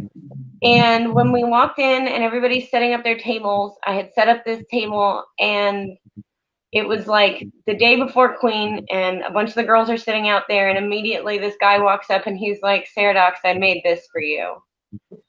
And it was Kenneth. Yeah. And it was this thumbtack Mardi Gras mask. And I was just so like awestruck and overwhelmed and tickled that one mattered a lot. Oh, okay. It's on our wall. Like I'm still. Oh, okay. Well, that's good. So now what did you get, Brad? Have you gotten gifts from me? Oh, I got a. Man. So it wasn't a gift for me, but this fan decided to show me this item that they had created. I had just got done wrestling Masada, so there's skewers with my blood everywhere. And at the next show, this lovely lady walks up to my gimmick table and was like, I got to show you a picture of this thing I made with some of the skewers that I found. Oh. And I'm like, oh, okay, cool. Like she made some arts and crafts. And she had a very large dildo that she had, that was like see-through, and she had taken the skewers and shoved them in the back of it. And had taken some of my hair that was also laying on the ground that night and wrapped it around it. And she was like, I have a video too. Do you want to see it? And I went, no, please. This is too much. And I sat there. I still had a match to do that night. And I sat there and like guys are trying to talk to me and I'm just staring off into space. And they're like, what is it, man? And I'm like, you don't want to know. Just know that my head's not in the match right now. Okay. It goes with the territory. It goes with yeah, it's wrestling. Yeah, you know? it's wrestling. Now, we interviewed another young lady the other day, and she was telling us, and I didn't know this. I'm not. He's more on the Facebook, internet, than I am. I'm very casual on it. I don't have my own. I'm not big time. But she says that there is not one wrestler, not one female wrestler that she knows that doesn't get weirdo text messages wanting dates. Can I do this? Can I buy you? All that kind of stuff. Do you get that? And you're married, but I mean, have you? So for a very long time, I got those, and I just ignored them because I thought, if you ignore it, it'll go away. Just don't pay attention. And then I got one that greatly amused me, and I needed to share it with the world because this guy sent me these mostly nudes of him, and he was a furry. Oh. And he had a butt plug tail in. Oh. And he was like, I'm so foxy for you, and just felt like everything wrong. And I was just so enthralled by how, he just put it all out there. And I was like, this guy deserves your praise. Don't punish him for this, but I have to show the world these pictures because he's for real. Oh. So I screenshotted it, and I guess after that they tapered off pretty quick because if they weren't good, I would just send people pictures of that guy. And I'd be like, if you're not coming at me this hard, then don't bother. Don't buy. Okay. Okay. Oh, okay. So, but I mean, do they? The girl we were in, she said random people asking for dates and just like being creepy. Yeah, being creepy. And, I mean, do you get a lot of that? I mean, it just depends. There was a while where I had a really creepy stalker guy. What? Who would he would call venues and tell them he was going to be there, and he would threaten shows that I was on that if that he had already bought a ticket to the front row. He'd actually bought tickets to the front row at a couple shows, and they would have people waiting at doors for him because he would call me 26 times in a night. Oh wow! On your phone? Yeah. I don't even know how I got my number. He found my phone number, my personal phone number. He found all of my emails. He contacted me all the time. They started contacting my mom. Oh. Wow. And that one was really creepy. So after that, I guess I have a tendency to be a little aggressive anyway. I know. I've been told by I've been told by 3 promoters now that I might be the most abrasive person they've ever met. So I think after fans meet me, most of the time they don't try and hit on me because they're like, nah. Oh, okay. So they meet you and then they write you out. They're like, we're not gonna try. Oh, so okay. So you're not bubbly and okay. Well, I think I am bubbly, but I'm just a really honest person, and I don't think it's mean. I think if you ask me stupid questions or you tell me stupid things, I'll just respond with how I'm feeling, and I don't really care. Well, now they know you're married, so it's kind of like that. That probably lowered the amount of people. It's never stopped a woman from hitting on him. Or a guy. Or a man. Yeah, Brad gets hit on way more than I do. Oh, really? Okay. I had a man one time.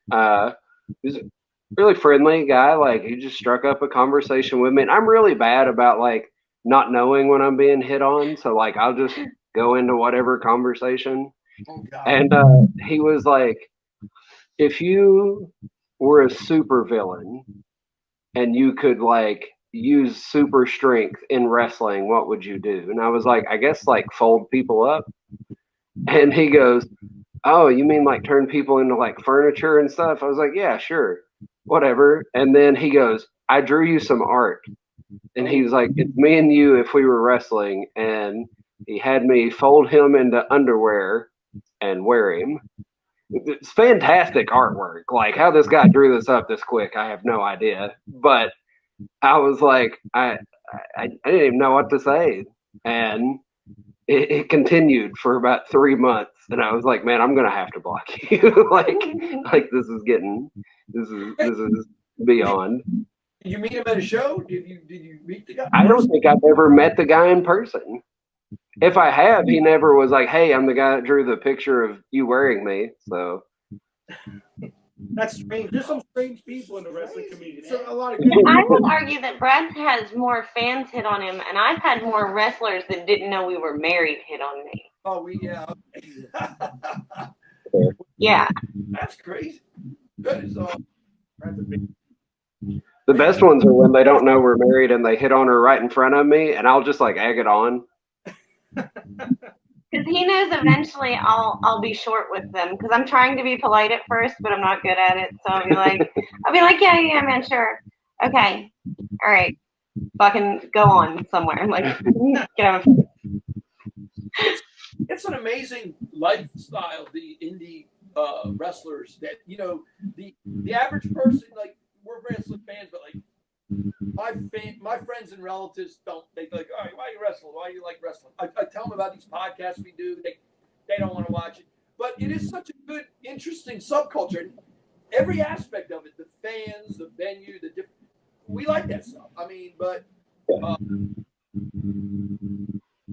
The wrestling world. The wrestling world. It's different from everything else. It's so different from everything else. Like, we got the deathmatch community. You ever heard of like the deathmatch community? We say all the time the deathmatch community, especially maybe. I mean, in the North, I didn't have as many problems, but the deathmatch community is much more accepting than the professional wrestling community in the South.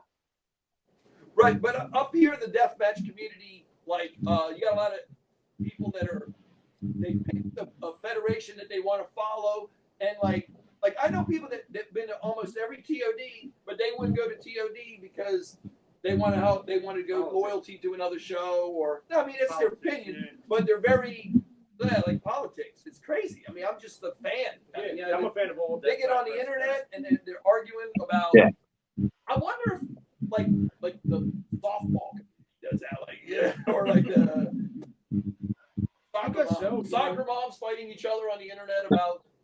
I guess so. Like you're wearing Eagles walk in, who they're playing in the Super Bowl, they're gonna crap on you. Eagles. We're going to Eagles. So speaking of the deathmatch community, Alamacho, what's up with the Blender documentary? When's it gonna drop? Oh, that's coming out really good there, yeah. So Joe Callis from Alamacho Wrestling wanted to know, when's the Blender documentary gonna drop? Whenever the people behind it get on it. They've recorded I think 2/3 of like my interview, and they've recorded a couple interviews with other people, but it's kind of been an off and on project for over a year at this point. So hopefully it gets finished at some point. Maybe I'll still be wrestling when it gets finished. How long has it been how long have you guys been working on it? The very end of it was the very beginning of last year. Okay.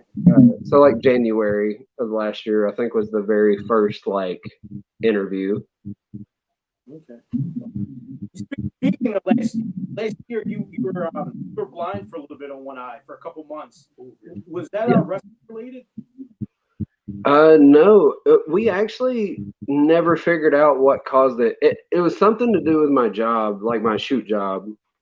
And I was at work and my eye was like really watery, and I woke up the next day and couldn't see out of it. Oh. And it was like the reason I had to wear the eye patch is because it was swelling from the inside. So there was like damage under his sclera somehow. You're all right now? Yeah. So I had to they would give me these drops that would kind of ease it, and it would at least let me see. And then they were like, it wasn't getting better, so they gave me injections into my eyeball. Oh, okay. I'm on it.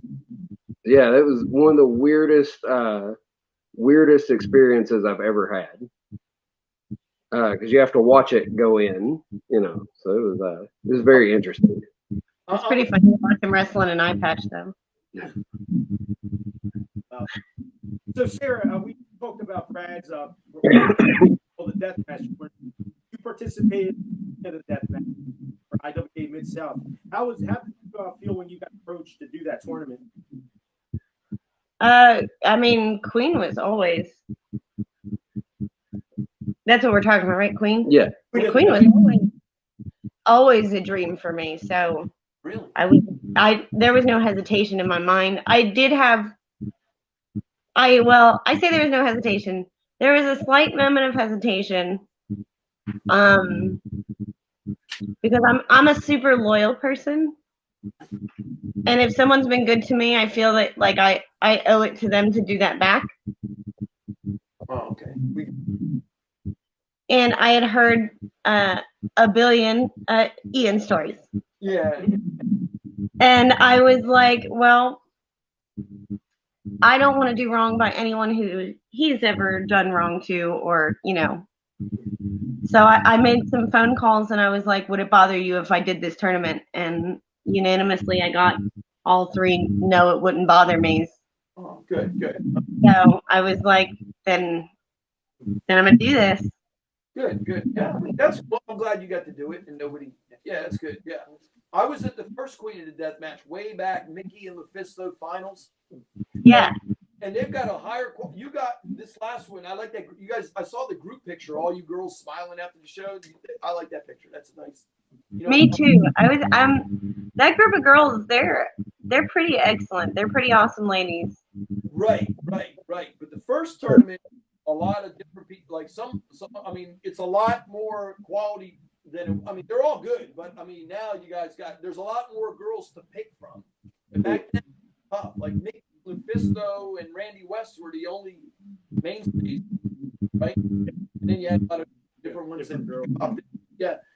I was gonna say Gabby is she was Roxy then, was in them, and Cherry Bomb. But there weren't many mainstays. No, a lot of them were come and go kind of gals. Yeah, Gabby, right. Yeah, I remember her from way back. She used to come out with like bubble gum type of gimmick. Yeah. Yeah, she was Roxy Cotton. She was adorable. Yeah. She still is adorable, to be fair. Like she. That's funny. Yeah. I think I joked around standing out for some reason, like watch like he helps out with this. And I acted like I was a wrestling fan. When I pulled up, I'm like, oh, they got some kind of wrestling there? And she's like, yeah. I'm like, is it gonna be like the WWE, like fan friendly? You know, joking around with shit. Get in there, shut up. And one of my favorite moments from Queen has nothing to do with wrestling, and it isn't even Queen. It was the next night because it was when we did double. Oh yeah, Double Death. Is one of my favorite stories from that is we go up there and everybody's like super serious and they're all calling their spots and doing this and we're gonna do this, we're gonna do this, and they're like, I'm gonna fuck over that guy and you're gonna fuck over that guy and then he's gonna fuck over that guy. And out of nowhere, Gabby Gilbert just pops up in the middle of the conversation and goes, hey, who's fucking me? And I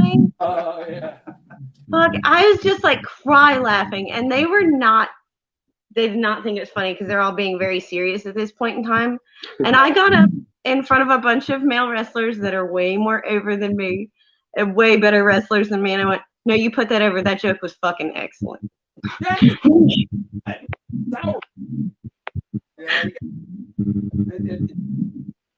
think she trains wrestlers. Yeah. She's good. She's a talent. She's amazing. She's a veteran, yeah. Was that your first time, Casey? Yeah. I didn't meet Casey until probably 3 hours before the match.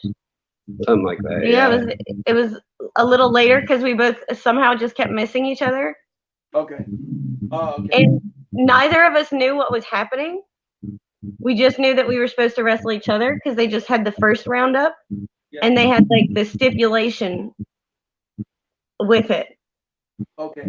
And Casey walked up and goes, well, it's barefoot, so I guess that's kind of your deal, right? And I went, I think you're on the second round, man. And she went, that doesn't make any sense. And then just walked away for like another 30 minutes before coming back and talking to me about it. You know, yeah, I like her a lot. If you get a chance, you have IWTV. Watch The Life of the Case of the Bird. Yeah, I've heard it was really good. No, it was really good. I mean, and especially Sarah, you could probably relate to it. Like as a couple and a girl doing anything on her own. Yeah, I highly recommend. I was telling him about it. I highly it's really good footage. Very emotional, and I mean, you watch that and you're like, these people really love what they do. I mean, it's unbelievable. I really like that. I'd even watch it again. That's good. Life of Kate the Kirk. Maybe later down the road, we'll see you guys take on the Kirks, couple versus couple at UVU. We hope so. We've been trying to make that happen for a little while now. Casey and I immediately made the connection where she said something to Brandon, and Brad was like, "Did you just say that to me?" And she went, "No." And we started talking about how we both yell at them the same way, and they're both giant men and we're tiny women. And at Queens, she went by Catal, and I asked her, I was like, "Why aren't you doing Kirk here?" And she was like, "Well, Queen is for me." And she was like, "I was a wrestler before we got married, so I wanted it to be on my name." Ooh. And I really liked that because I've never gone to Sarah Cash, despite a billion people suggesting it, because I was a wrestler long before we ever dated, and Sara Dox is my name. That's your real name? No, but Sarah is. Yeah. Okay. Sara Dox. I like that. How'd you get that name, Sara Dox? I really like puns, and I'm always saying stupid stuff. And I pitched probably 20 names to the promotion that trained me, and they were like, no. And I went, what if it was like a paradox, but I'm Sara Dox?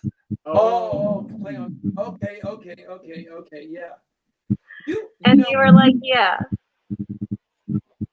Every match I've seen, like before I knew you were coming to Ultraviolet Underground, and we did the interview, I had seen some of your matches with the barefoot and a lot of the matches, and you always have different hair. I mean, I do. I change my hair a lot. Yeah, I mean, yeah, every match she looks different. Either short hair or different hair, but yeah, I get impatient with my hair. There are days where I want to have cool hair, or I'm like, there are moments in my life where I'm like, I'd like to look like a pretty girl, and then I don't immediately. I regret it. I'm like, I don't like looking like this. And I was like, it was right before Queen, and I was like, so I'm nervous, and I have all this pent up energy, and I just looked at Brad, and I was like, I'm just gonna shave most of my head. Oh, short hair. And I did. I just went into our bathroom and got his razor and just. Just gave up on my hair. Not a buzz cut. Now, all of the sides were buzzed off. Only the top was here. And what I did was I just put it in a ponytail, and I took kitchen scissors and cut it across it. Oh, okay. It always looks. It always good. Color, make it look. What about you, Brad? How'd you come up with the name? The Brad Cash name? Yes. My shoot name, which is also ironic with the Kirks, is my real name is Kirkland. Right. But my granddad was a boxer, and his last name was Cash, and he was legitimately Johnny Cash's third cousin. I think second. Yeah, and back then, when I wore gear where I would get my name spelled out on it, it was much cheaper to pay for 8 letters than it was for 12. So I went with Cash. Much cheaper to get letters. Well, you take your turn. Oh, you'll be hold it. I feel like I'm gonna drop it. Yeah, well, you are clumsy. Now I was looking at the cage match. You guys had a match, a tag team match against Necro and something else or last weekend. That was her and her me partner and Travis. Yeah. And you wrestled Necro. Yeah. Maga Butcher. Yeah, Maga. Yeah. I tried to find footage of that. I don't see it anywhere. I don't know if the footage is up yet. I have no idea. I don't know if the footage is up yet. Oh, okay. Um, I'm eager to see that. so wrestling Necro has always been a dream of mine. Because Necro and Lufisto is like one of those matches, like I said, that just really held a moment in time for me in my heart. And it was every bit as painful as it looked when he wrestled her. Oh, really? He's a big dude and he's strong. And the moment I got in the ring, we locked up and we chained for about 3 seconds, and then he decided we were done chaining, and he decided that by headbutting me and breaking my nose. Breaking your nose? Yeah. Oh, you got a broken nose right now? Yeah, well, it actually only takes about 5 days for a nose to that's heal. my face, Yeah, yeah. that's your nose. Oh, it looks But- like looks all right. Yeah, okay. Yeah, it's just the end. It's not a big deal. My nose is clearly sensitive. It's been broken a couple times at this point. Okay, okay. Oh, wow. But yeah, he's strong. So it was exactly what I expected. I'm still just as tickled by it. I could give two shits less about a broken nose. It's awesome. Love the business. Love the Wrestle business. the butcher. Like my dream would be a nightmare to wrestle with Necro Butcher. I'd be like, oh, I've been losing sleep. oh Yeah, yeah. like I have to wrestle Like Necro. I will pay you not to be hard on me. You also got to wrestle the hillbilly from the Mega Mag. That's what it was. I've wrestled Hillbilly before. Yeah, this is our second time. This is my second time wrestling Hillbilly. Okay. I was like working in. I love Hillbilly. He's very entertaining in the ring. He's very entertaining out of the ring. He's something else. Yeah, he's something. So, who's your best favorite opponent, you guys? Throughout your long careers, you guys been doing for many years. Who's your favorite guy? Who's your favorite person you wrestled? Mickey? Man, I think So- Crystal is probably yours. You always. It's really hard to explain this because It's hard. You can't put her. Yeah. you can't be like, oh, it's just this person because it was a person I idealized. Right. You can say like 5. Yeah, your favorite opponents. Your favorite opponents, like top. I was gonna say, Yeah, more than one. You don't have to say which one. Like top 5. Say. I was gonna say, I think my favorite opponent are always the people I find the best natural chemistry with. Oh, okay. Right. Yeah, and Crystal Rose out of Georgia and she's actually the person who broke my nose that I had to get surgery. But we've wrestled and had a bed of nails in a match. She's my soul sister. He hasn't done like technical matches. We've done technical matches. We've done everything, and I would die for her in a ring. Like I would do anything I could for her. Oh, okay. I have a lot of natural chemistry with Raven Havoc. We wrestle well together.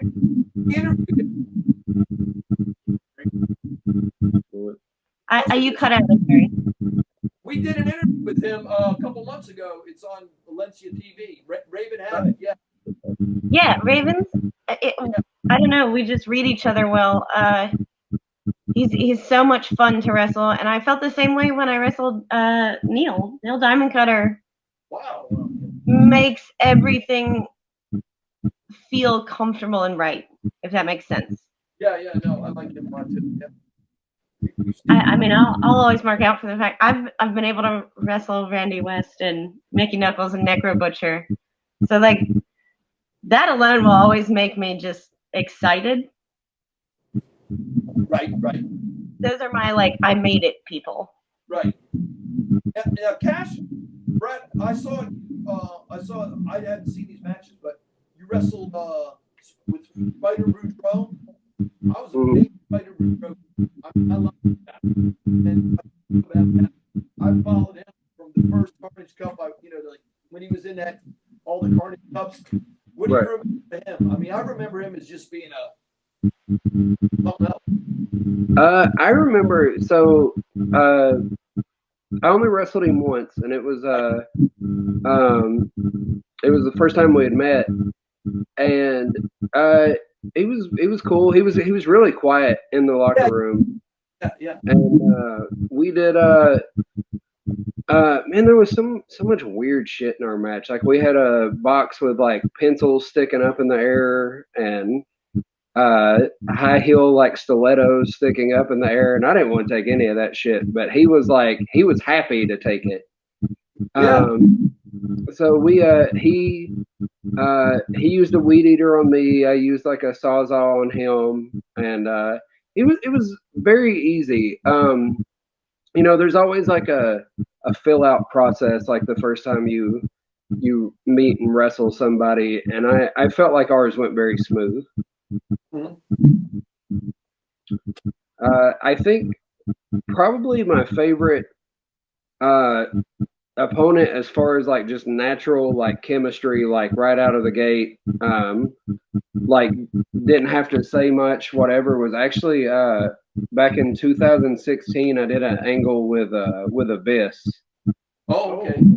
And we only had one match out of it, but we had several like backstage brawls and run-ins and promos against each other. And he had even told me, like, after like our first couple run-ins, he was like, "You're really easy," and he was like, and like we don't have to like verbally communicate, like our body language, like we read each other's body language very well. Oh, okay. And he at the time he had injured his leg, so he couldn't do the black hole slam. But when we wrestled, he was like, "I'm going to do the choke slam." He was like, "But I want you to kick out of it." And he said, "We'll do it a couple times, and I'll keep choke slamming you through bigger and bigger shit until finally, like, I'll finally get you on the last one." And he was so cool. Like, I don't know if I have it on this phone, but we used to actually talk quite often. I used to have his phone number on my old phone. And that was cool because he was, I used to go to a lot of TNA shows and stuff and watch him. Tank is obviously like one of my, can't believe I'm saying this, one of my favorite opponents. Maybe it's because if I don't put him over, he'll bitch about it. But Tank, Lane, Freak Show. You I've wrestled Freak Show a few times. Man, our first match, I think, was by far the best one out of all of them, but it was the only singles match out of all the ones we've done. New Jack and Tracy were both favorite opponents of mine. Even though every time I wrestle Masada, it feels like I got hit by a car. I love wrestling Masada.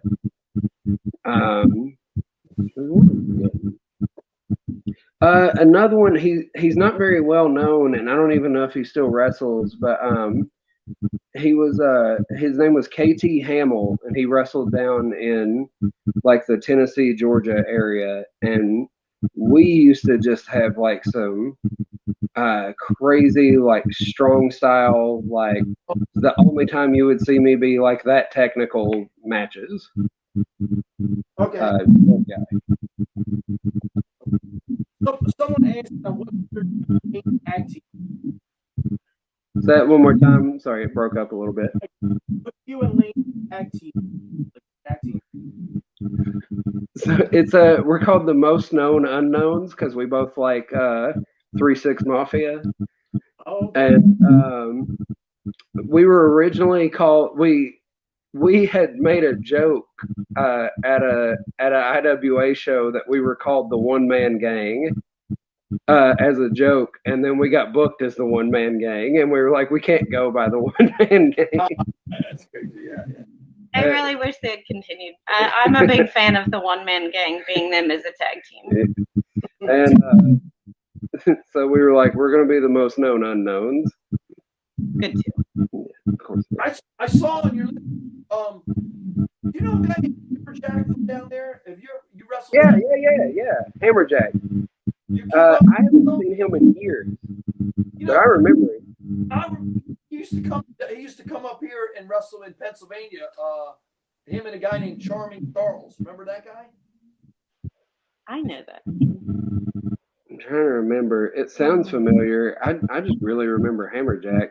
Yeah, Hammerjack. I saw your list of him, and I looked him up. He's still actively around doing stuff. I mean, I haven't heard from him in years, but we used to be friendly. He used to come up here with and wrestle for an organization in Pennsylvania.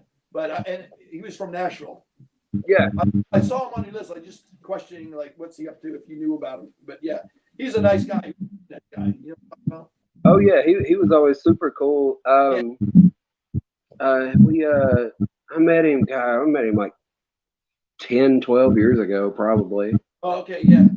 You're real live. Yeah, when I was younger.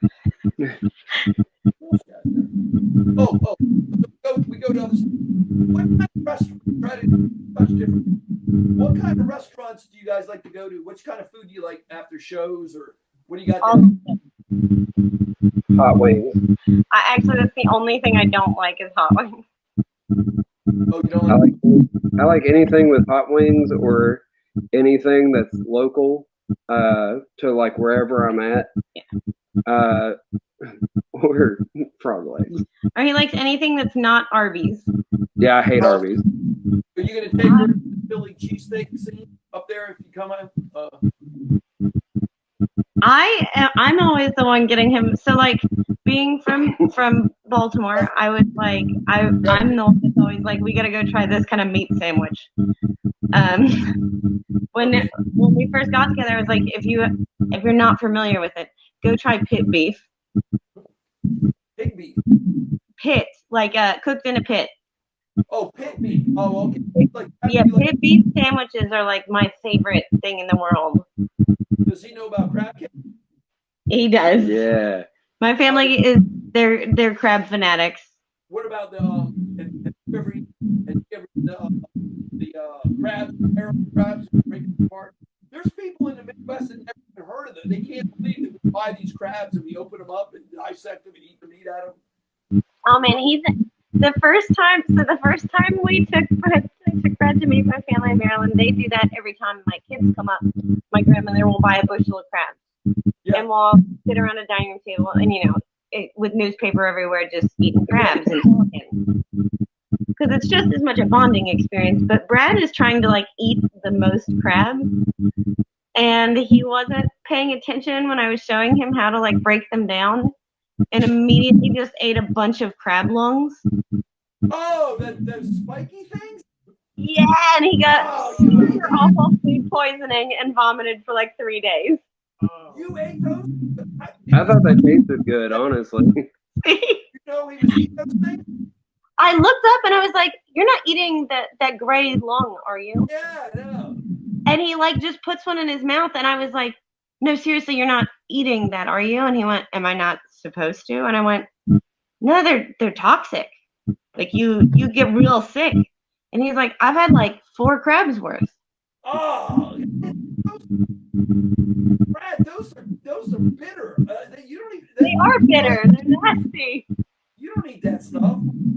I mean, I eat like pickled pig feet and Like dehydrated like turds. They're awful. what else do I eat? That's You eat weird? gross stuff. I eat everything. You guys have scrapple down there. We do not have scrapple here. What? You gotta have. No, my uncle makes scrapple when we go to Maryland sometimes, but my dad is not a fan. Oh, okay, I like. What else we got down there? I like scrapple. Yeah, it's good. Yeah. They have. You guys got the White Castle down. No, No, we don't have White Castles here. We have Crystal. The White Castle. Nashville doesn't have it. Maybe Nashville. That's a little bit further west. I think there's White Castles in like Memphis and stuff, but not here. You can get them in North Kentucky. Oh, okay, right. Now you have the Waffle Houses. So you got all wrestlers have Waffle House, right? Yeah, we have Waffle House. What do you get? Well, I go for the experience. I have a friend from Boston that I took to Waffle House, his first Waffle House. They For pop the in. first time. And we go and we eat, like, and I get like, the waffle and the hash browns with everything. And he was like, "That was pretty good." And I was like, "Man, this sucked." And he goes, "What do you mean?" He's like, "I thought you liked the food." I was like, "Yeah, but nobody got shot. There was no drug deals going on. And like the cook Okay. wasn't doing meth while he was making my eggs. Like, this is a terrible experience." There was a shooting at Waffle House. I remember that. Yeah. Yeah, that's what Waffle House is for, right? Yeah. I mean, see, everything that happens in Nashville gets recorded. Everything that happens in Knoxville, everybody's just like, it's Knoxville. It just happens. Oh, okay, yeah. Waffle House. You got the Cracker Barrels down there? Do you like those? Yeah. I love Cracker Barrels.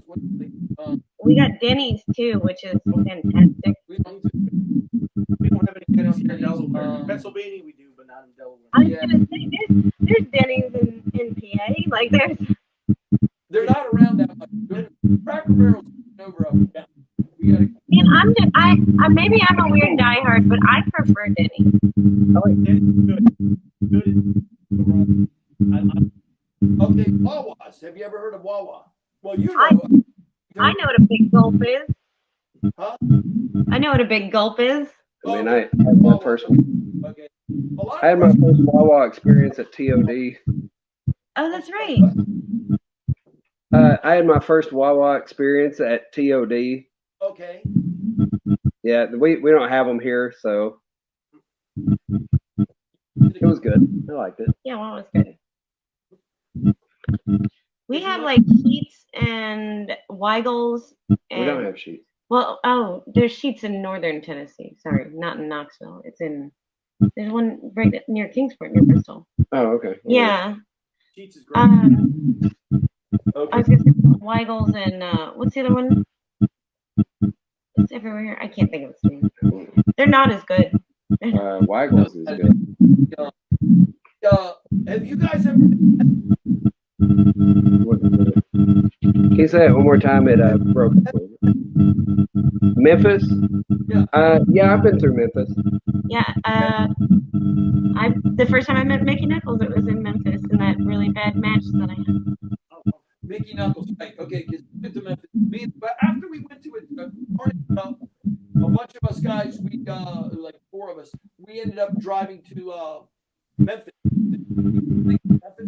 and we ate barbecue down there, Memphis Barbecue Company, and it was the best I ever had. It was actually Memphis barbecue is really good. I think barbecue in the South there's so many different flavors and like regional variations. I want to try barbecue from everywhere we go.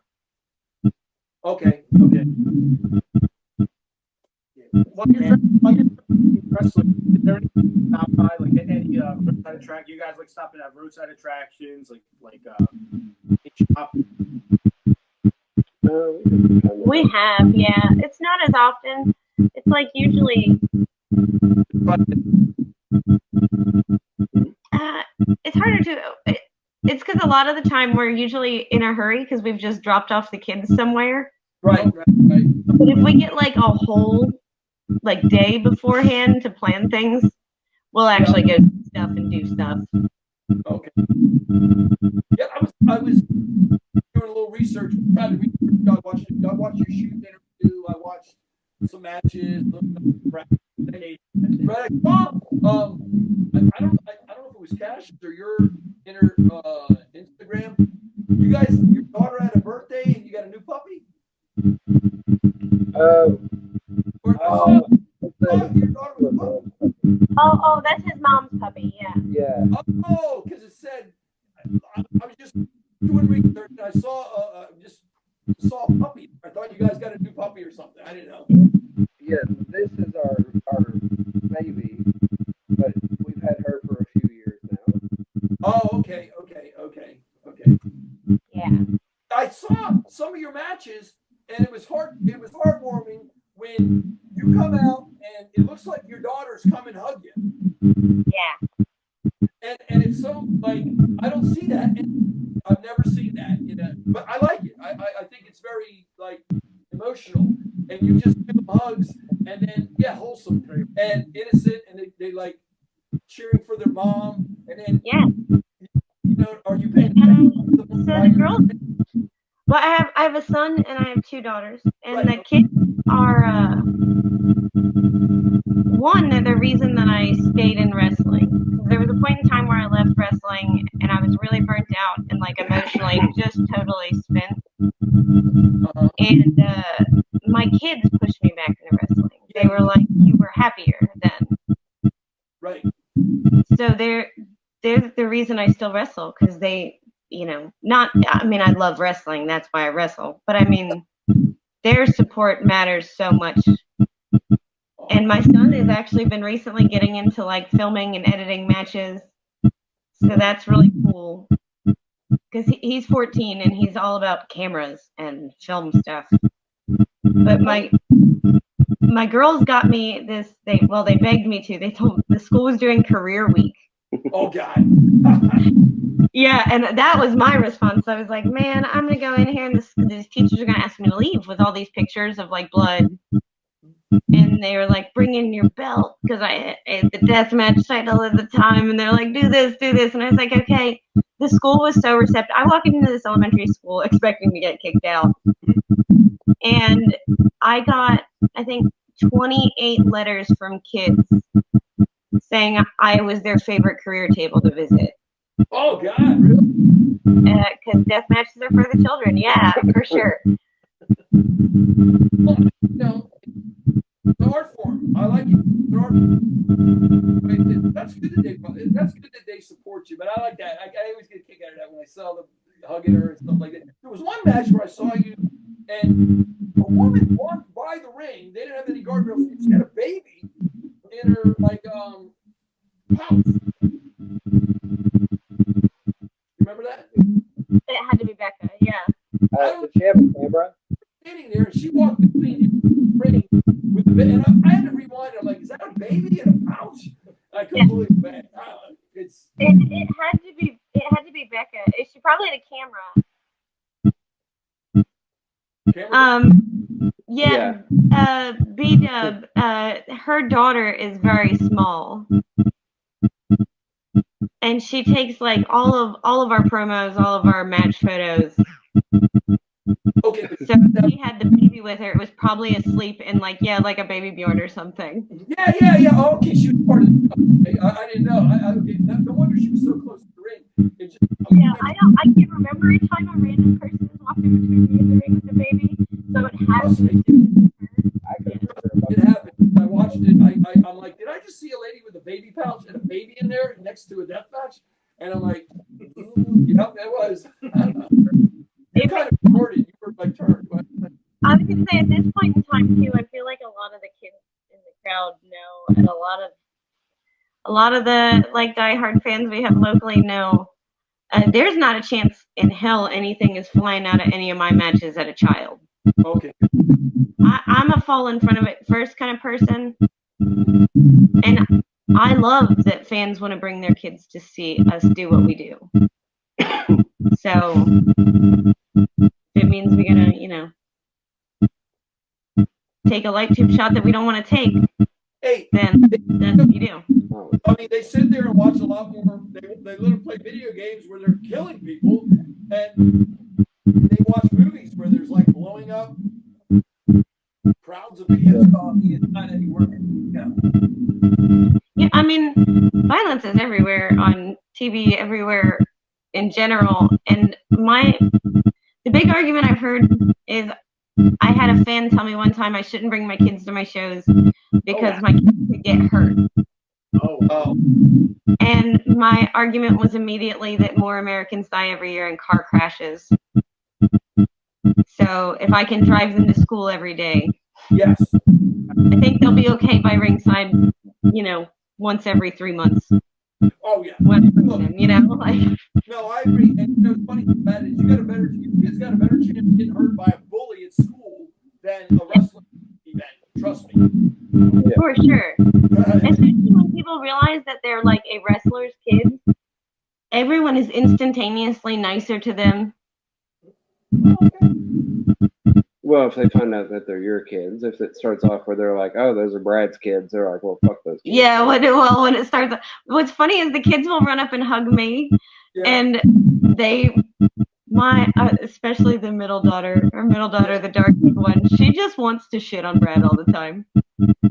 She would like make signs and boo him. She loves heckling him. Oh, a little deal. She acts the most like me, which is part of the problem. Fair enough. Got anything else? Or, You have any questions for us? I mean, I'm not good at this. I feel like that's on the spot. Your turn. Are you wearing an Eagles jacket? yes, we're rooting for the Eagles here. Nice. I am pulling for them as well. Not a Chiefs fan, and I'm a Falcons fan, but I like the Eagles. I've always liked the Eagles. So. He's a Falcons fan, but he knows there was no chance they were winning anything. Oh yeah. I'm terrible at picking like pro teams. My two pro teams in NFL and NBA are the Falcons and the Pistons. So I really enjoy being disappointed. Oh, how do you like the Pistons? How do you like them from the bad boys back in the day? Yes, and like I was a Grant Hill fan when he played for them, and then like I always liked Allen Iverson, but I only liked Allen Iverson. I didn't like the Sixers. Okay. But when he was playing was when I got back to really watching NBA. And that was around the time that like Ben Wallace went to the Pistons, and Rip Hamilton and Chauncey Billups and Rasheed Wallace, and anytime like I still have that team's whole starting five jerseys in my closet. Oh yes, on a match or else somewhere I saw you. One of your, I think I went to your Instagram. I don't know. I did a little research, and I said, "Why is he getting Detroit Pistons? He lives down there." I didn't know, but yeah, you like Iverson, those guys. Yeah. I probably have 15 different Detroit Pistons jerseys. Wow. Really? Yeah, the whole starting five from the 04 championship. When Allen Iverson played one season for the Pistons, I have that jersey. I have a Dennis Rodman Pistons jersey. I have a Cade Cunningham jersey, and even guys that were just there for like a season or two, like when Blake Griffin played for them. Like I have a Blake Griffin Pistons jersey and a Derrick Rose one. I feel like those are just the Pistons jerseys too. What he's not telling you is we got married. He filled our walk-in closet with jerseys. Really? Yeah, and then he filled 3 dressers with the rest of his clothes. One whole dresser is just dedicated to wrestling t-shirts. Oh, I got a lot of. And I was like, dude, I just have to have somewhere to put some of my clothes. Like anywhere in the house would be cool at this point. And so he got rid of probably, I would say, half of the jerseys, and it's still, I mean, it knocked down the shelves in the walk-in one day. There's so many hanging. Too much weight. Is wrestling at the ECW arena on the bucket list? For sure. Wrestling at the ECW arena on the bucket Oh my list. God, yeah, very much so. Well, maybe you can stop in here. How are you coming up to New Jersey? We're driving. You're driving. All right, maybe you can slide through it's really not out of the way. It's actually 15 on minutes. the- 15 minutes from the ECW. Yeah, you could just swing right over 90. You take 95 and go over the bridge. You're like legitimately 5 minutes from ECW. You can just see it and you can walk around, just get a feel of it. You know what I mean? Yeah, that'd be really cool. Never been. Oh my God, you could just like reason it on I mean, I'm taking some guys there that never been there. I've been there. Oh, you've been there. Yeah, a long time ago though. Oh, a CW show, right? Okay, yeah. So I always tell people I grew up in Baltimore, but my dad lived in Edgewood, Maryland. Oh, okay. So it's like right there near Edgewood and Havre Grace and whatnot. We're on the line, So Harford County, Maryland is like 10 minutes away from all of that stuff. Right. Yeah, I like Baltimore. Get Harbor. Get Inner Harbor, Brad. Yeah, he's been to the harbor. Okay, you've been there. Yeah, I like Bell's. Good equipment. But these guys got to get. So if anyone watching this, get your merch. What kind of merch we have for sale, and where can they buy it? Right now, I just have some pictures which people can reach out to me on. They're like poster size. Yeah, my T-shirt stock is out, and the company I was getting my T-shirts through and me are kind of having it out a little bit. So, but right now I got a lot of pictures and little random like merch things, and I can either have them at the gimmick table or I can ship them. And you still have shot glasses? I have shot glasses and lighters. And ideally, ideally, fingers crossed, we're trying to get little feet keychains made because I want to have Lucky Sarah feet. Oh, The female fans sell 8x10s for these. I don't know what it is. Like they. Oh, buy yeah. a lot of things off female wrestlers. Yeah, I ship out 8x10s fairly regularly. Yeah, they sell good. 8x10. Yeah. Get that Japanese guy to make you a shirt. That's a good seller too. So what is? The Japanese guy that does all the good artwork for all. Oh, the yeah. Yes, yeah. That guy's unbelievable. Yeah, I love his stuff. No. anything else, guys? You like to plug? Just keep an eye out for us on everything. You know, we got Ultraviolent Underground coming up. March 25th.